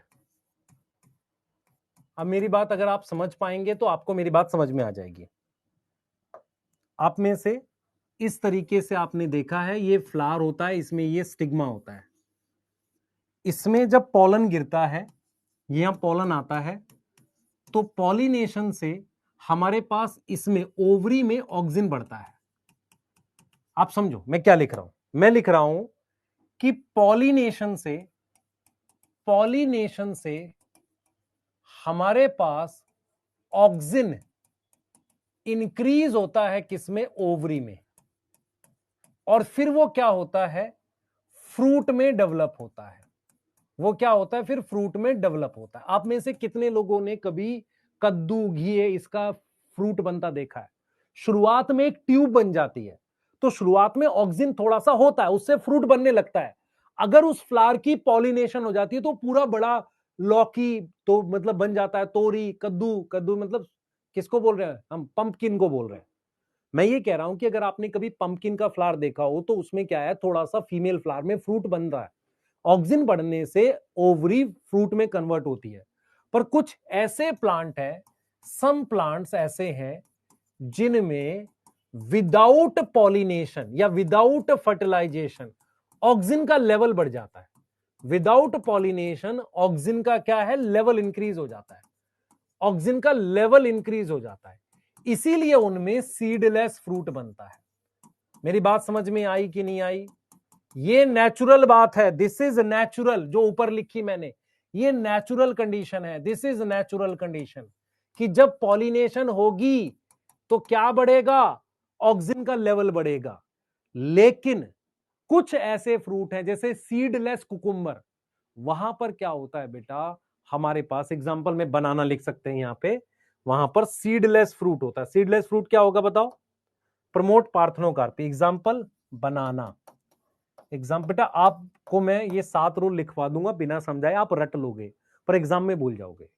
आपको जब भी ये चैप्टर आए तो आपको ये याद आए कि मुझे ऑक्सिन के 7 रूल याद हैं। सबसे पहले मेरे पास रूटिंग इन स्टेम कटिंग, दूसरा एप्सिशन वाला, तीसरा एपिकल डोमिनेंस, चौथा पाइनएप्पल में फ्लावरिंग, पांचवा प्रमोट पार्थनोकार्पी। समझो पार्थनोकार्पी क्या होता है, बिना फर्टिलाइजेशन के फ्रूट बनना। नॉर्मली क्या है कि ओवरी धीरे धीरे फ्रूट बनाना स्टार्ट कर देती है, पर अगर फर्टिलाइजेशन ना हो तो ओवरी सूख जाती क्योंकि ऑक्सिन मिलता नहीं है। लेकिन अगर फर्टिलाइजेशन हो जाती है तो हो जाता है, ऑक्सिन का लेवल बढ़ जाता है। लेकिन कुछ फ्रूट्स ऐसे हैं जिनमें बिना फर्टिलाइजेशन के ऑक्सिन का लेवल बढ़ जाता है। क्या मेरी बात समझ में आई? बेटा एक्सप्लेनेशन नहीं लिखेगा चल तो जाएगा, लेकिन दिक्कत यह एग्जाम में याद नहीं आएगा बिना रीड किए। मेरी बात समझो, तुम्हें रिवीजन का एक तरीका पता होना चाहिए। जब आप रिवीजन पहली बार करो तो आप एक्सप्लेनेशन भी पढ़ो, दूसरी बार भी पढ़ो, तीसरी बार में एक्सप्लेनेशन पढ़ने की जरूरत नहीं पड़ेगी, क्योंकि जब आप ये साथ करोगे, आंख बंद करोगे, एक्सप्लेनेशन याद आएगी। ये मैं समझाने की कोशिश कर रहा हूं, बिना लिखे कैसे याद आएगी तेरे को? क्लियर है? ये देख, लिखना है लिख लो एक बार फटाफट से, ये वाला लिख लो, ये जगह रखना, बाद में लिख लेना, कोई दिक्कत नहीं है। यहां तक समझ में आ गया? पहले बताओ, यहां तक क्लियर है? बेटा ऊपर नीचे भी याद कर सकता है, लेकिन तुझे याद आने चाहिए 7 रूल। जब भी तू आंख बंद करके ऑक्सिन सोचे, तुझे अवीना कोलियोप्टाइल कर्वेचर टेस्ट याद आना चाहिए, 3 साइंटिस्ट कोगल स्मिथ, डार्विन और वेंट का काम याद आना चाहिए, कैनरी ग्रास पे किसने काम किया, ओट पर किसने काम किया, ये याद आना चाहिए। उसके बाद नेचुरल सिंथेटिक याद आना चाहिए, और 7 रूल दिमाग में आने चाहिए। जब तक तुम्हें हार्मोन ऐसे याद नहीं है तो तुम्हें क्वेश्चन नहीं बनेगा, क्वेश्चन गलत करके आओगे। तुम्हें जब अब मेरी बात सुन, क्या होता है, मेरी बात समझिए ध्यान से, जब मैं बहुत बड़ी बाउंड्री बनाता हूं तो इतना याद हो जाता है। अगर मैं सिर्फ रोल लिखा के आगे बढ़ जाऊंगा तो क्या होगा, तुझे बिना एक्सप्लेनेशन की याद नहीं आएगा। मेरी बात समझ पा रहा है, नहीं पा रहा है? इतनी बात समझ पा रहा है कि नहीं पा रहा है? यस, बिना एक्सप्लेनेशन की याद नहीं होगा। तो एक बार ये नोट कर लो, फिर मैं ये वाली स्लाइड्स भी दिखाऊंगा एक बार, पहले मैं समझा देता हूं। पार्थनोकार्पी समझ में आया कि नॉर्मली जब फ्रूट डेवलप करता है तो पॉलिनेशन की वजह से ऑक्सिन का लेवल बढ़ जाता है, ऑक्सिन का लेवल बढ़ने से फ्रूट बन जाता है। लेकिन अगर पॉलिनेशन नहीं तो वो ओवरी सूख जाती है। कुछ फ्रूट्स ऐसे हैं जिनमें बिना पॉलिनेशन के फ्रूट बन जाता है। ठीक है, एक्सप्लेनेशन दिखा देते हैं। ये देख लो एक बार, हमने वो वाला पाइनएप्पल वाला जरूरत ही नहीं है, मुझे भी नहीं पता, आपको भी नहीं करनी। ये समझ में आया, टी प्लांटेशन और हेज मेकिंग। भाई बड़ी बड़ी कैंची से वो क्यों काट रहा है? ताकि नीचे फैल जाए। वो ऑक्सीजन घटा रहा है बढ़ा रहा है? मान लो मैं टिप काट रहा हूं तो ऑक्सीजन बढ़ रहा है घट रहा है? घट रहा है। उसकी वजह से ब्रांच बन रही है। What is apical dominance? Dominant मतलब टिप क्यों डोमिनेंट है? क्योंकि टिप में ऑक्सीजन ज्यादा है। अगर टिप में ऑक्सीजन नहीं होगी, टिप काट दूं, ऑक्सीजन हट गया, तो ब्रांच निकल आएगी। आपको शायद नहीं पता, ये किसको पता है? खीरा, लौकी, तोरी, इनका फीमेल फ्लावर वाला होता है, फीमेल और मेल फ्लावर मतलब लगते हैं। उनमें एक प्रोसेस होता है, उसको 3G कटिंग कहते हैं। जैसे मान लो खीरे का प्लांट ये इतना बड़ा ग्रो किया, उसमें अभी 20 लीफ 30 लीफ है, आपने इसकी टिप तोड़ दी तो ब्रांच निकल आएगी। समझ में आ रहा है? ब्रांच आ गई। तो ये फर्स्ट जनरेशन थी, ये सेकेंड जनरेशन आ गई। इसकी भी टिप तोड़ोगे तो इसकी भी ब्रांच आएगी। इस जो तीसरी ब्रांच आएगी ना, उसमें ज्यादा फीमेल फ्लावर लगेंगे। फ्रूट किससे बनता है? मेल फ्लावर फीमेल फ्लावर से? फीमेल फ्लावर से। किसमें? खीरे में, लौकी में, तोरी में। तो आप 3G कटिंग करते हैं उसकी। कैसे करते हैं? ये प्लांट ग्रो किया, टिप तोड़ दो, ब्रांच आ गई, फिर टिप तोड़ दो, तीसरी लेवल की जो ब्रांच आएगी उसमें ज्यादा क्या होंगे? फीमेल फ्लावर होंगे। यस। हाँ, पार्थेनोकार्पी बाहर से यूज कर सकते हैं। छुट्टी कब होगी बेटा? ऑक्सीजन तो पूरा करेंगे ना। तुम लोग कह रहे थे सर सारा एक ही दिन में करा दो, बिना समझाए करा दूं? नालायकों, कल पढ़ेंगे बेटा, इसको पूरा करेंगे। 4 हार्मोन है, हो जाएगा। सबसे ज्यादा टाइम ऑक्सीजन में ही लगता है।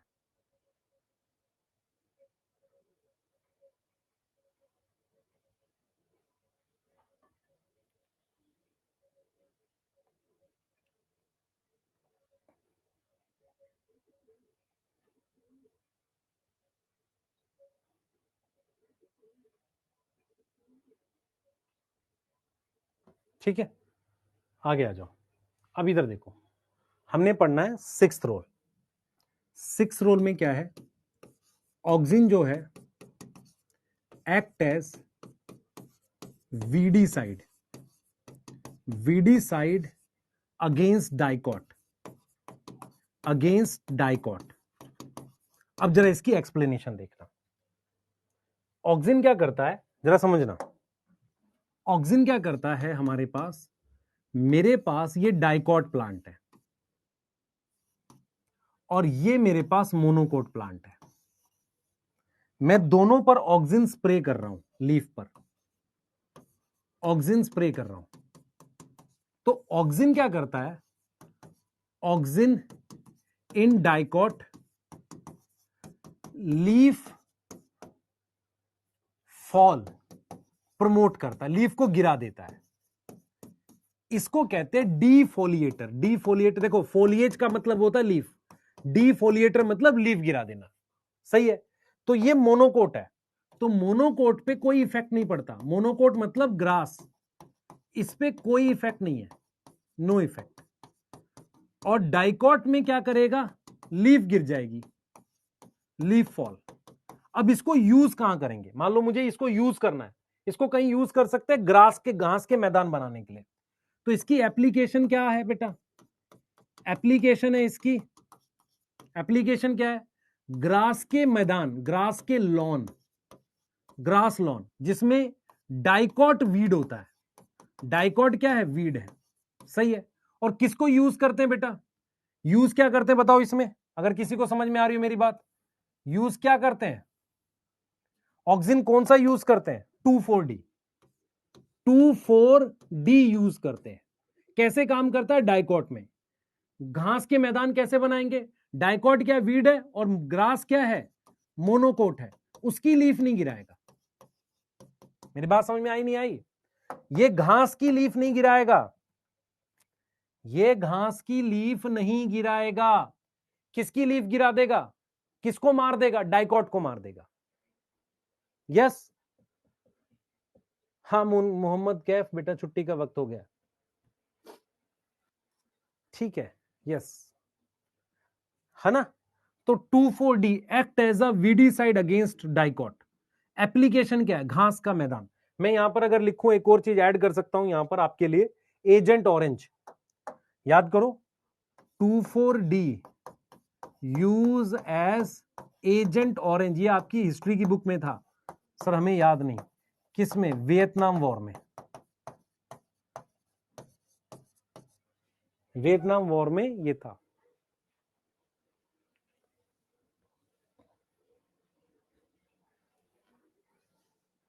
ठीक है, यस। अब लास्ट रोल देखो ऑक्सिन का, कितने हो गए, 6 हो गए, 7वां रोल देखो, सेवंथ रोल, ध्यान सुनेंगे। ये प्रमोट करता है, प्रमोट क्या, जाइलम डिफरेंशिएशन। ये क्या होता है, आप मेरी बात सुनो, ये मेरे पास ऊपर में टिप है, इधर देख बेटा, ये बहुत इंपॉर्टेंट है समझना आपको। मेरे पास ये प्लांट की टिप है, ये प्लांट की यहां पर टिप है, यहां डिवाइडिंग सेल्स है, यहां मेरे पास ये डिवाइडिंग सेल्स है, ये डिवाइडिंग सेल्स है। अब जब ये ग्रो करेगी, परमानेंट सेल्स बनेंगे, तो यहां जाइलम भी तो बनेगा। अब यहां पर मेरे पास डिवाइडिंग सेल्स ये ऊपर चले गए, तो यहां पर मेरे पास जाइलम वाइलम नहीं बनेगा, ये जाइलम बनेगा, फ्लोएम बनेगा। तो जो जाइलम बनाना होता है, जैसे मान लो ये ऊपर ग्रो कर गया डिवाइडिंग सेल्स की वजह से, तो जो शूट टिप है या रूट टिप, वहां पर क्या है, जाइलम बना रहा होता है। तो ये क्या करता है बेटा, ये क्या प्रमोट करता है, ये प्रमोट करता है xylem differentiation, xylem differentiation, xylem बनवाता है, किससे, डिवाइडिंग सेल से। एंड एक तरीके से सेल डिवीजन, सेल डिवीजन करने के लिए कैसे, बाई एनलार्जमेंट, ये सेल की लेंथ बढ़ा के उसको डिवाइड करवाता है। भाई मैं आपसे एक सवाल पूछ रहा हूं, कोई सेल बिना एनलार्ज हुए डिवाइड कर सकता, नहीं कर सकता? तो ये दो चीजें प्रमोट कर रहा होता है, एक सेल डिवीजन और एक सेल एनलार्जमेंट। सेल, देखो मेरी बात सुनो, एक सेल है, वो बड़ा होगा फिर डिवाइड करेगा, डिवाइड कराता है साइटोकाइनिन, उसको बड़ा कौन कराता है, ऑक्सिन। लेकिन बिना बड़ा हुए अगर सेल डिवाइड करे तो साइज चीज का थोड़ी बढ़ेगा। जैसे मान लो ये सेल है, मेरी बात समझ ध्यान से, ये सेल है, अब एक हार्मोन ने इसको ऑक्सिनेज का क्या कर दिया, साइज बढ़ा दिया, साइटोकाइनिन ने इसे डिवाइड कर दिया, यस, डिवाइड करके 2 बना दिया। तो अगर आप ध्यान से देखें कि दोनों हार्मोन जरूरी है सेल को डिवाइड कराने के लिए, दोनों हार्मोन जरूरी है। तो यहां पर सेल डिवीजन का मतलब क्या है, सेल एनलार्जमेंट। मेरी बात समझ में आ रही है? तो ऑक्सिन प्रमोट करता है जाइलम डिफरेंशिएशन, सेल डिवीजन करता है बाई सेल एनलार्जमेंट। है, मैं कहां चला गया, अलैक?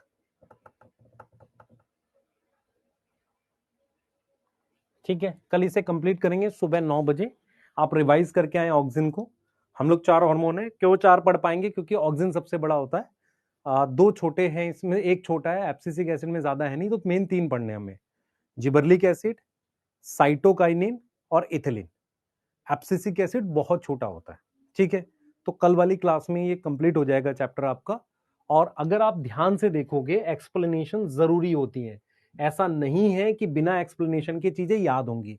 नोट्स में एक्सप्लेनेशन लिख लो, जब आप रिवाइज करोगे तो बस कैसे रिवाइज करना है आपने, आपको पता है, सिर्फ कैसे रिवाइज करना आपने ये भी पता है आपको। यस, आपको फिर ये 7 रोल ही रिवाइज करने, लेकिन ये याद कैसे आएगा, जैसे ही आपको ये लिखे तो एजेंट ऑरेंज याद आना चाहिए, ये लिखो पार्थेनोकार्पी तो ये याद आना चाहिए कि भाई ऑक्सिन बढ़ता है तो फ्रूट बनता है। यस, ये वाली बात में याद आनी चाहिए कि कैसे हेज मेकिंग करते हैं टी प्लांटेशन में। समझ आ रहा है नहीं आ रहा? मान लो मैं किसी प्लांट की टिप काट रहा हूं, ब्रांच बन रहा है, तो उसमें कौन सा हार्मोन घट रहा है, ऑक्सिन घट रहा है। अगर मैं कहूं auxin decrease by by growth of tip और डीकैपिटेशन, डीकैपिटेशन टिप काटने से, यस और नो, यस और नो? ठीक है,